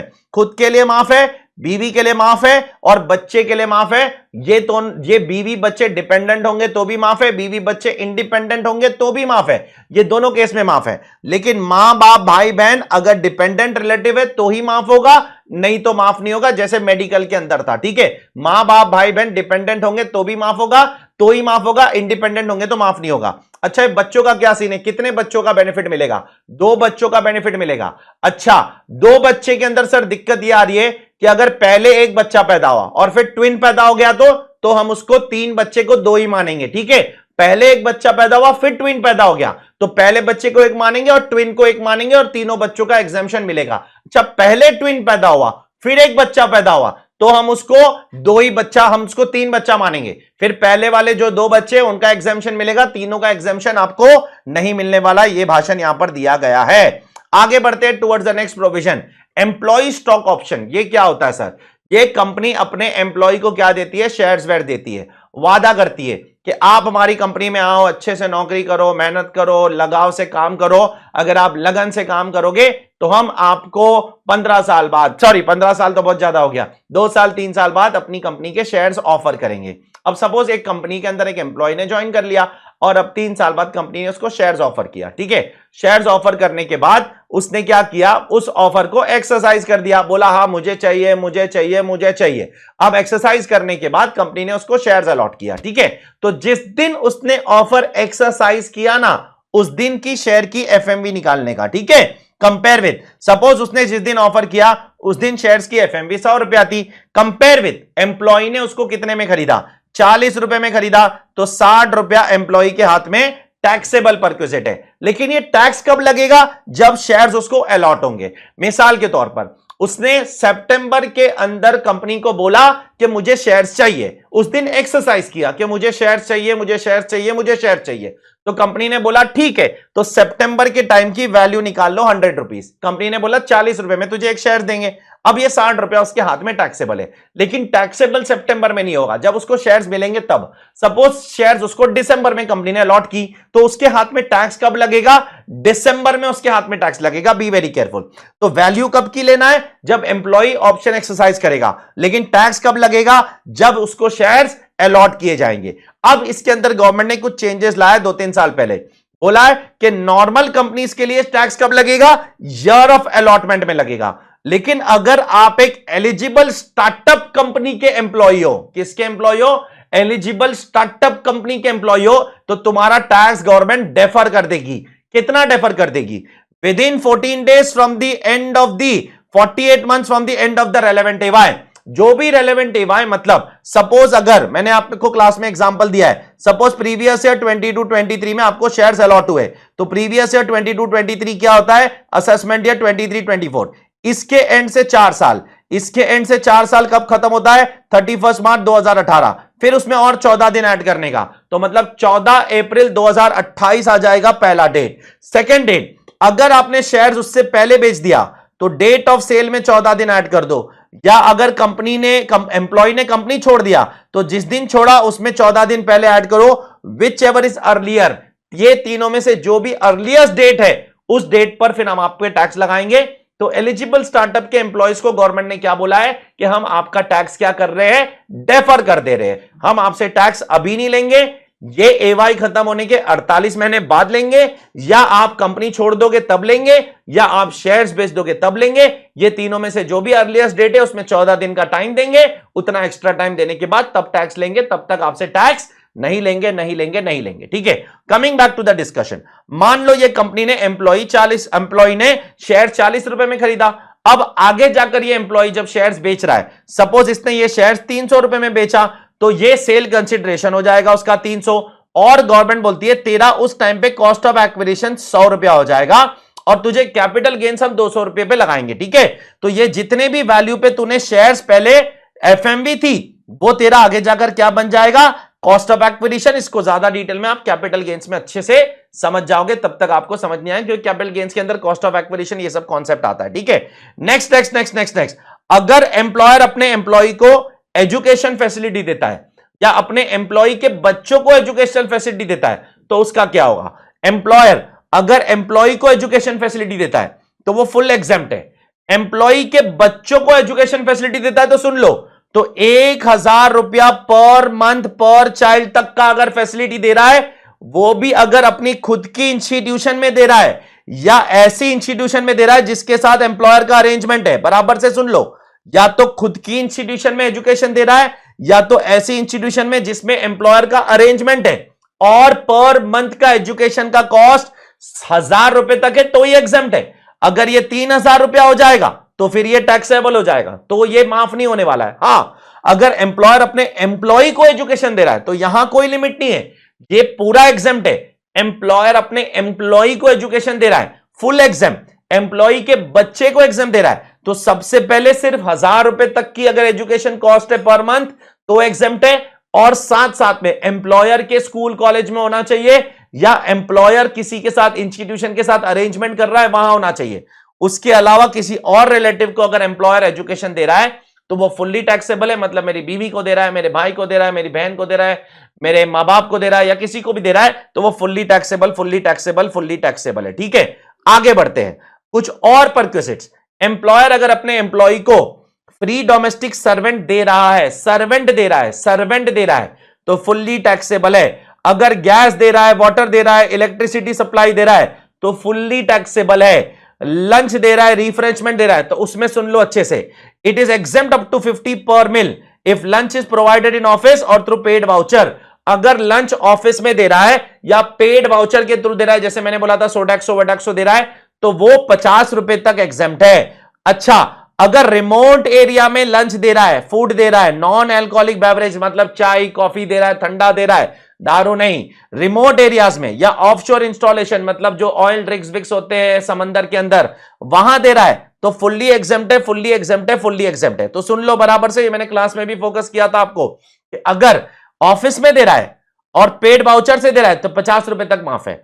रिमोट एरियाज मतलब गांव खेड़े में या ऑफशोर इंस्टॉलेशन मतलब ऑयल रिग विग पे खाना दे रहा है या नॉन अल्कोहलिक बेवरेज दे रहा है, फुल्ली एग्जेम्प्ट। और चाय नाश्ता तो पूरा का पूरा एग्जेम्प्ट है, पूरा का पूरा एग्जेम्प्ट है, पूरा का पूरा एग्जेम्प्ट है। ठीक है, नेक्स्ट, अगर एम्प्लॉयर अपने एम्प्लॉय को गिफ्ट दे रहा है, गिफ्ट तो 5,000 रुपए तक का गिफ्ट दे रहा है तो एग्जेम्प्ट है, लेकिन 5,000 से ज्यादा का गिफ्ट दे रहा है तो वो टैक्सेबल है। अब इसमें दो व्यू लेता है इंस्टीट्यूट, एक जगह बोलता है कि पूरा टैक्सेबल है, एक जगह बोलता है कि सिर्फ एक्सेस टैक्सेबल है।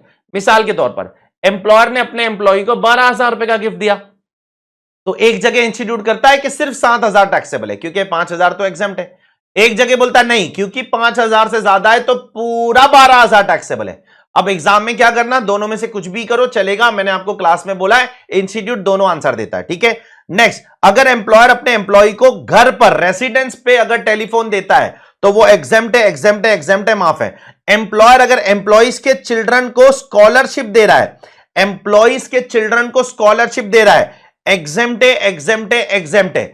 एम्प्लॉयर अगर गुड सेल कर रहा है अपने एम्प्लॉय को, एग्जेम्प्ट है, एग्जेम्प्ट है, एग्जेम्प्ट है।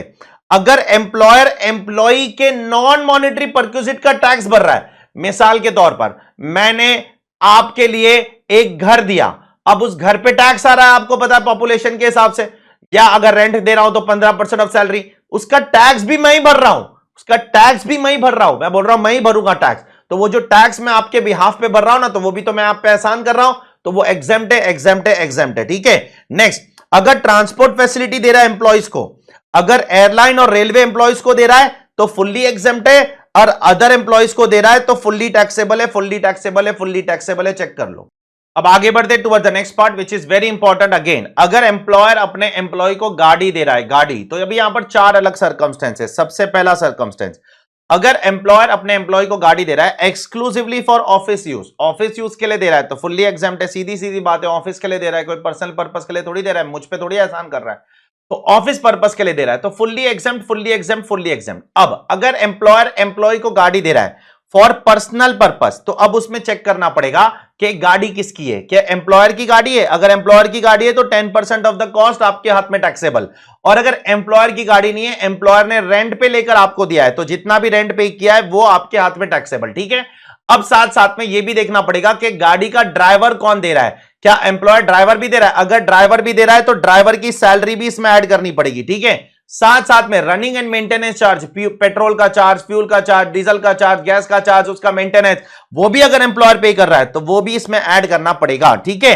तो सबसे पहले आपको क्या चेक करना है कि पर्सनल यूज के लिए, हाँ तो एम्प्लॉयर की खुद की गाड़ी है तो 10% ऑफ द कॉस्ट ले लो, उसमें ड्राइवर की सैलरी ऐड करो अगर ड्राइवर भी दे रहा है, और रनिंग एंड मेंटेनेंस कॉस्ट भी ऐड करो अगर रनिंग एंड मेंटेनेंस कॉस्ट भी एम्प्लॉयर दे रहा है। अच्छा, अगर एम्प्लॉयर ने रेंट पे लेकर दिया है तो रेंट जो भी है उसमें ये दो चीजें ऐड कर दो। ठीक है, अब तीसरी चीज क्या है, तीसरा केस क्या है, गाड़ी तो एम्प्लॉय की है, गाड़ी एम्प्लॉय की खुद की है भाई, एम्प्लॉयर की गाड़ी नहीं है, गाड़ी एम्प्लॉय की है, लेकिन एम्प्लॉय उसको पर्सनल पर्पस के लिए भी यूज करता है, ऑफिस पर्पस के लिए भी यूज करता है। गाड़ी एम्प्लॉय की है और एम्प्लॉय उसको पर्सनल पर्पस के लिए भी यूज करता है, ऑफिस पर्पस के लिए भी यूज करता है, और रिपेयर एंड मेंटेनेंस सब एम्प्लॉय पे कर रहा है, तो ये एग्जेम्प्ट है, एग्जेम्प्ट है, एग्जेम्प्ट है। अब अगर गाड़ी एम्प्लॉय की है, वो मेहरबानी कर रहा है कंपनी पे, एम्प्लॉय मेहरबानी कर रहा है कि पर्सनल पर्पस के लिए साथ साथ ऑफिस पर्पस के लिए भी अपनी पर्सनल गाड़ी यूज कर रहा है, तो और उस केस में अगर एम्प्लॉयर बोलता है कि तेरा रनिंग एंड मेंटेनेंस मैं दूंगा, तो जितना भी रनिंग एंड मेंटेनेंस एम्प्लॉयर पे करेगा, अगर गाड़ी 1600 सीसी तक है तो 1800 रुपया पर मंथ का एग्जेम्पशन मिलेगा एम्प्लॉय को, और अगर गाड़ी 1600 सीसी से ज्यादा है तो 2400 रुपया पर मंथ का एग्जेम्पशन मिलेगा। तो ये बराबर से देख लेना, अगर गाड़ी एम्प्लॉय की है, वो पर्सनल और ऑफिशियल पर्पस दोनों के लिए यूज करता है, और एम्प्लॉयर उसका खर्चा बेयर कर रहा है, तो गवर्नमेंट ने बोला जितना भी खर्चा करेगा उसमें से 1800 या 2400 रुपया तेरे को एग्जाम करा देंगे, डिपेंडिंग अपॉन द इंजन का कैपेसिटी। 1600 सीसी तक है तो माफ 1800, 1600 सीसी के ऊपर है तो पूरा 2400 रुपया माफ कर देंगे।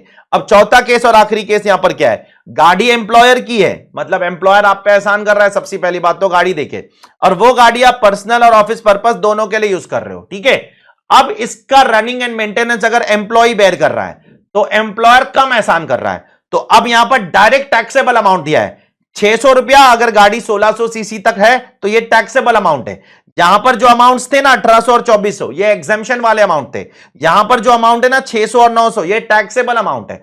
तो अगर एम्प्लॉय रनिंग एंड मेंटेनेंस बढ़ता है तो 900 और 600, 900 कब 1600 सीसी से ज्यादा है, 1600 सीसी तक है तो 600 रुपया, और अगर एम्प्लॉयर बेयर कर रहा है तो एम्प्लॉयर दो एहसान कर रहा है, गाड़ी भी दे रहा है, रनिंग एंड मेंटेनेंस भी बेयर कर रहा है, तो यहां पर 1800 रुपया 1600 सीसी के लिए और 2400 रुपया 1600 सीसी के ऊपर वाली गाड़ी के लिए। B very careful. साथ साथ में अगर एम्प्लॉयर आपको गाड़ी के साथ साथ ड्राइवर भी देता है ऊपर वाले केस में, तो 900 रुपया पर मंथ ड्राइवर के लिए भी ऐड करने का, तो वो केस में आपको 600 प्लस 900, 900 प्लस 900, 1800 प्लस 900 या 2400 प्लस 900, ये जो भी अमाउंट्स है, ये जो भी अमाउंट्स है, ये जो भी अमाउंट्स है, ये जो भी अमाउंट्स है, उसमें 900 रुपया ऐड कर देना पड़ेगा आपको। ठीक है, अब मान लो एम्प्लॉयर आपको दो गाड़ी दे रहा है, if more than one vehicle is provided partly for personal and partly for office, तो एक कार ऐसा ट्रीट होगा जैसा अभी किया, और जो दूसरा कार है ना वो पर्सनल पर्पस की तरह ट्रीट होगा, जैसे पॉइंट नंबर बी में अगर दो गाड़ी देता है तो एक कार ऐसा ट्रीट होगा, एक कार पर्सनल पर्पस की तरह ट्रीट होगा, वो देख लेना। ठीक है, नेक्स्ट नेक्स्ट नेक्स्ट, एम्प्लॉयर अगर आपको कोई मूवेबल असेट ट्रांसफर कर रहा है, मतलब एम्प्लॉयर आपको कोई लैपटॉप दे रहा है, कंप्यूटर दे रहा है, कार दे रहा है, या कोई और असेट दे रहा है, ठीक है, तो फिर आपके हाथ में टैक्सेबल वैल्यू क्या होगी? तो गवर्नमेंट ने बोला अगर एम्प्लॉयर अपनी तरफ से एम्प्लॉय को कुछ चीजें बेच रहा है, बेचना यहां पर बेच रहा है, वो ट्रांसफर कर रहा है, यूज करने नहीं दे रहा है, बेच रहा है उसको, तो जो भी कॉस्ट एम्प्लॉयर ने दिया माइनस उसका depreciation minus amount recovered from employ. अब डेप्रीसिएशन डिपेंड करता है, डेप्रीसिएशन में दो चीज अपने को देखना पड़ेगा, एक तो रेट कितना होगा और एक तो परसेंटेज कितना होगा। तो कंप्यूटर के लिए आपको 50% डेप्रीसिएशन लेना है और WDV मेथड लेना है। ठीक है, कंप्यूटर के लिए 50% डेप्रीसिएशन और WDV मेथड, और कार के लिए आपको 20% डेप्रीसिएशन लेना है और WDV मेथड, और बाकी सब के लिए कोई फर्नीचर दे रहा है, कुछ और चीज दे रहा है, तो आपको सिर्फ 10% देना है, और वो भी SLM मेथड के हिसाब से WDV निकालना है। ठीक है, तो पहले कंप्यूटर और कार में आपको WDV मेथड के हिसाब से डेप्रीशिएटेड वैल्यू निकालना है, और थर्ड वाले केस में अदर एसेट्स के केस में आपको SLM के हिसाब से निकालना है। पहले कंप्यूटर और लैपटॉप में 50%, कार में 20% और बाकी सारे एसेट्स में 10%। अच्छा, डेप्रीसिएशन किसके लिए निकालना है? कंप्लीटेड ईयर के लिए निकालना है। अगर असेट 2 साल और 3 महीने के यूज करने के बाद बेचा है एम्प्लॉयर ने, तो 2 साल का डेप्रीसिएशन निकालोगे, 2 साल और 3 महीने का नहीं, कंप्लीटेड ईयर के लिए डेप्रीसिएशन निकालोगे, ये चीज दिमाग में रखना। ठीक है, अब बात करते हैं हम लोग स्टैंडर्ड डिडक्शन और अलग डिडक्शंस के बारे में जो आपको सैलरी के अंदर मिलते हैं। कुछ बहुत ज्यादा डिडक्शंस नहीं मिलते, लेकिन जो भी मिलते हैं वो देख लेते हैं। सबसे पहले आपको एक स्टैंडर्ड डिडक्शन सेक्शन 16(1)(a) में मिलेगा, वो है 50,000 rupees compare with amount of salary which ever is lower. जो भी लोअर होगा उतना मिलेगा। अगर सैलरी कम है तो कम, अगर सैलरी ज्यादा है तो 50,000 रुपया तो आपको मिलकर रहेगा। ठीक है, प्रोफेशनल टैक्स का भी डिडक्शन मिलेगा। अब इसमें आपको देखना पड़ेगा कौन पे कर रहा है। अगर एम्प्लॉयर पे कर रहा है तो दो इफेक्ट देना पड़ेगा, पहले उसको सैलरी में इंक्लूड करो, फिर नीचे ग्रॉस सैलरी से माइनस करो।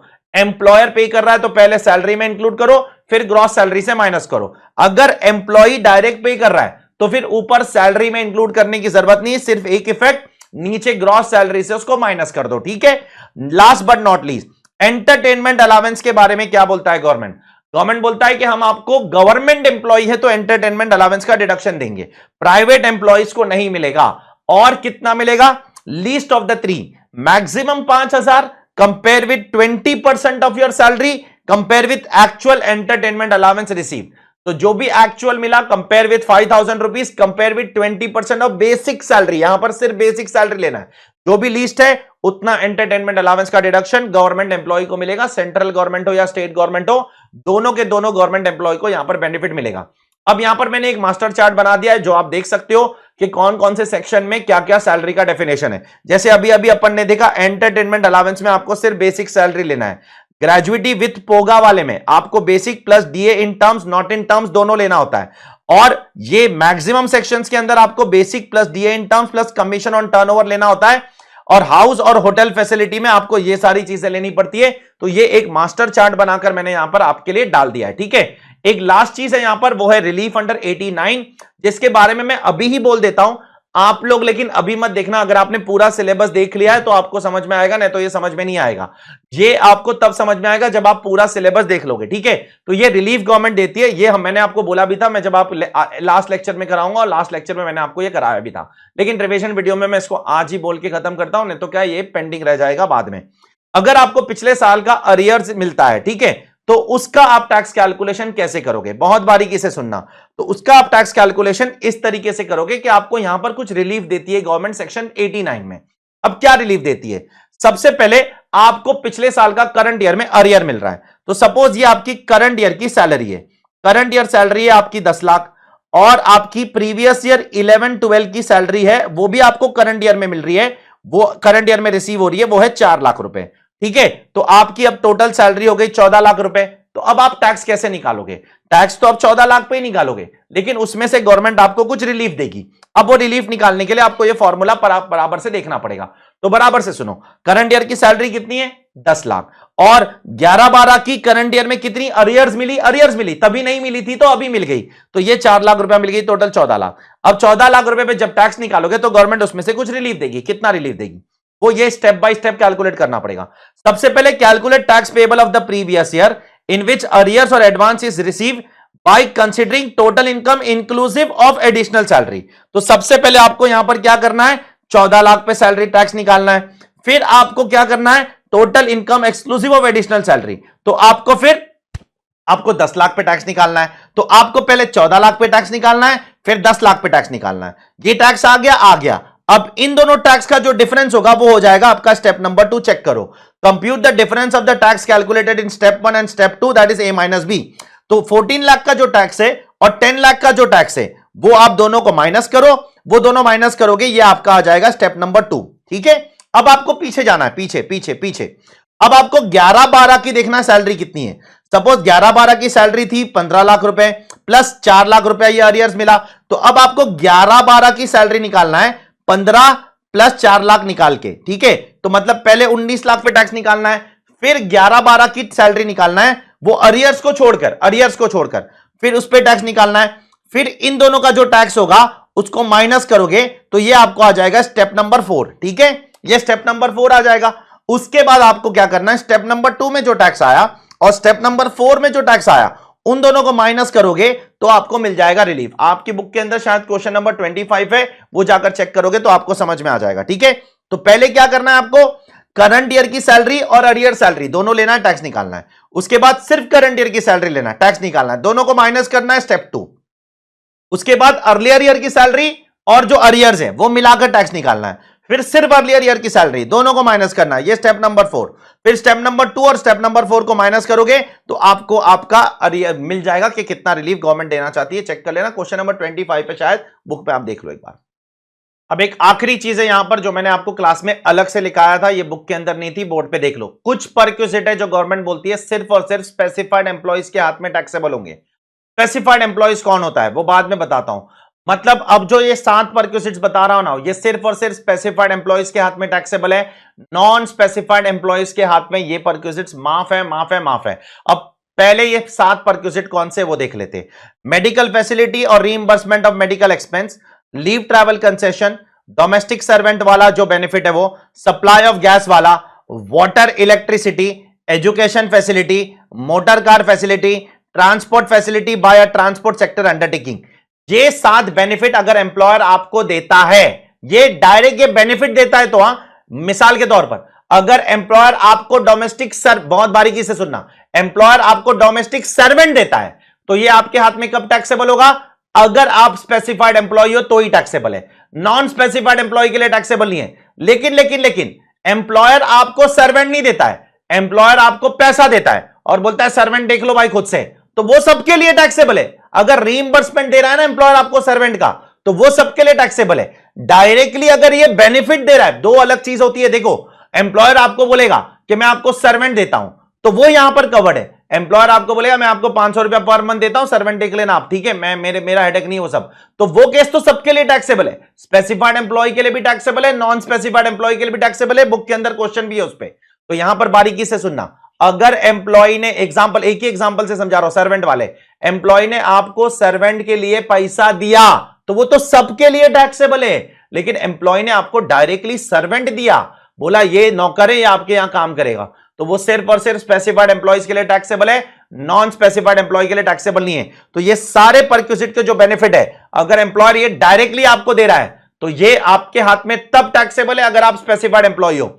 नॉन स्पेसिफाइड एम्प्लॉय हो तो ये सब माफ है, माफ है, माफ है। अब आप पूछोगे सवाल, सर स्पेसिफाइड एम्प्लॉय कौन होता है? 3 लोगों को गवर्नमेंट ने स्पेसिफाइड एम्प्लॉय में कवर किया है। एक तो अगर मैं कंपनी हूं और आप मेरे कंपनी के डायरेक्टर एम्प्लॉय हो तो आप बन जाओगे स्पेसिफाइड एम्प्लॉय।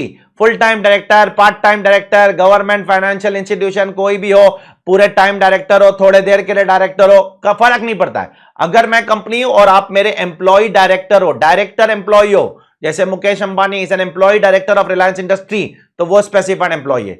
दूसरा, अगर मैं कंपनी हूं और आप मेरे एम्प्लॉय हो और आपका मेरी कंपनी में 20% या उससे ज्यादा शेयर्स है, मतलब इसको बोला जाता है substantial interest in the company, तो आप मेरे एम्प्लॉय हो और आपका मेरी कंपनी के अंदर 20% या उससे ज्यादा का शेयर होल्डिंग है, इक्विटी शेयर्स है, तो आप मेरे स्पेसिफाइड एम्प्लॉय हो। और तीसरा वाला थोड़ा अतरंगी पॉइंट है, आप मेरे एम्प्लॉय हो और आप 50,000 रुपए से ज्यादा का कैश सैलरी लेते हो पूरे साल में, नॉन कैश सैलरी नहीं। बराबर से देखो, पॉइंट नंबर 3 थोड़ा अतरंगी पॉइंट है। पूरे साल में 50,000 रुपए से ज्यादा अगर कैश सैलरी लेते हो तो आपको माना जाएगा क्या? एक स्पेसिफाइड एम्प्लॉय। 50,000 काउंट करते समय उसमें 3 चीज नहीं लेना है। पहला, नॉन मॉनिटरी बेनिफिट्स नहीं लेना है, सिर्फ कैश वाला आइटम लेना है। सेकेंड, मॉनिटरी बेनिफिट्स भी नहीं लेना है जो सेक्शन 10 में एग्जेम्प्ट है, जैसे transport allowance etcetera etcetera exempt है ना, 1,000 रुपया, 500 रुपया एग्जेम्प्ट है, वो भी नहीं लेना है। 50,000 में क्या क्या नहीं लेना है? नॉन मॉनिटरी बेनिफिट्स नहीं लेना है, मॉनिटरी बेनिफिट्स भी नहीं लेना है जो सेक्शन 10 के अंदर एग्जेम्प्ट है, और सेक्शन 16 में जो डिडक्शन मिल रहा है उसको भी कंसिडर नहीं करना है। अच्छा, अगर आप एक एम्प्लॉयर से ज्यादा पे काम करते हो, 2-3 जगह पे नौकरी करते हो, तो 2-3 जगह की सैलरी मिलाकर चेक करोगे 50,000 क्रॉस होता है कि नहीं होता है। ठीक है, इतना ज्यादा इंपॉर्टेंट प्रोविजन नहीं है ये, बट स्टिल कभी कभार एग्जाम में आ जाता है, इसलिए इस पे क्वेश्चन देखना जरूरी है। इस पे हमने क्लास में कुछ क्वेश्चंस भी देखा था, आप चेक कर लेना। ठीक है, तो क्या बोला मैंने आपको, अगर कोई एम्प्लॉयर आपको ये सारी फैसिलिटीज डायरेक्टली देता है तो आप चेक करोगे स्पेसिफाइड है कि नॉन स्पेसिफाइड है। ठीक है, अगर एम्प्लॉयर आपको ये फैसिलिटी नहीं दे रहा है, पैसा दे रहा है और बोल रहा है गैस ले लेना, पैसा दे रहा है और बोल रहा है डोमेस्टिक सर्वेंट ले लेना, ठीक है, मैं नहीं दे रहा हूं, मैं हेडेक नहीं पाल रहा हूं, तो फिर तो सबके लिए टैक्सेबल है। ठीक है, तो ये है आपका महान टॉपिक ऑफ सैलरी, जो मैंने कोशिश किया 1 घंटे और 10 मिनट के अंदर पूरा का पूरा रिवाइज करने की, जो लगभग हमने 20-25 घंटे तक क्लास में किया था। अब इसके बाद आपको क्या करना है, आपको सिर्फ अपने टेक्स्ट बुक के अंदर जितने भी क्वेश्चन है वो सारे सॉल्व कर लेने हैं। बस काफी है। इसके बाद ये चैप्टर को आप घड़ी घड़ी घड़ी घड़ी सुनते रहो और अपने दोस्तों के साथ भी शेयर कीजिए, ठीक है। Take care all of you, ध्यान रखो सब लोग अपना, bye. I hope you all are doing good, और मैं उम्मीद करता हूं आप लोगों का एग्जाम बहुत बढ़िया जाएगा, डोंट वरी, ठीक है। बहुत ही कॉन्सेप्चुअली और बहुत लॉजिकली और बहुत डिटेल में पढ़ा हमने इनकम टैक्स, तो जरा भी घबराने की जरूरत नहीं, घबराना है दूसरे सब्जेक्ट के लिए घबराओ, इनकम टैक्स के लिए नहीं। Take care all of you, bye.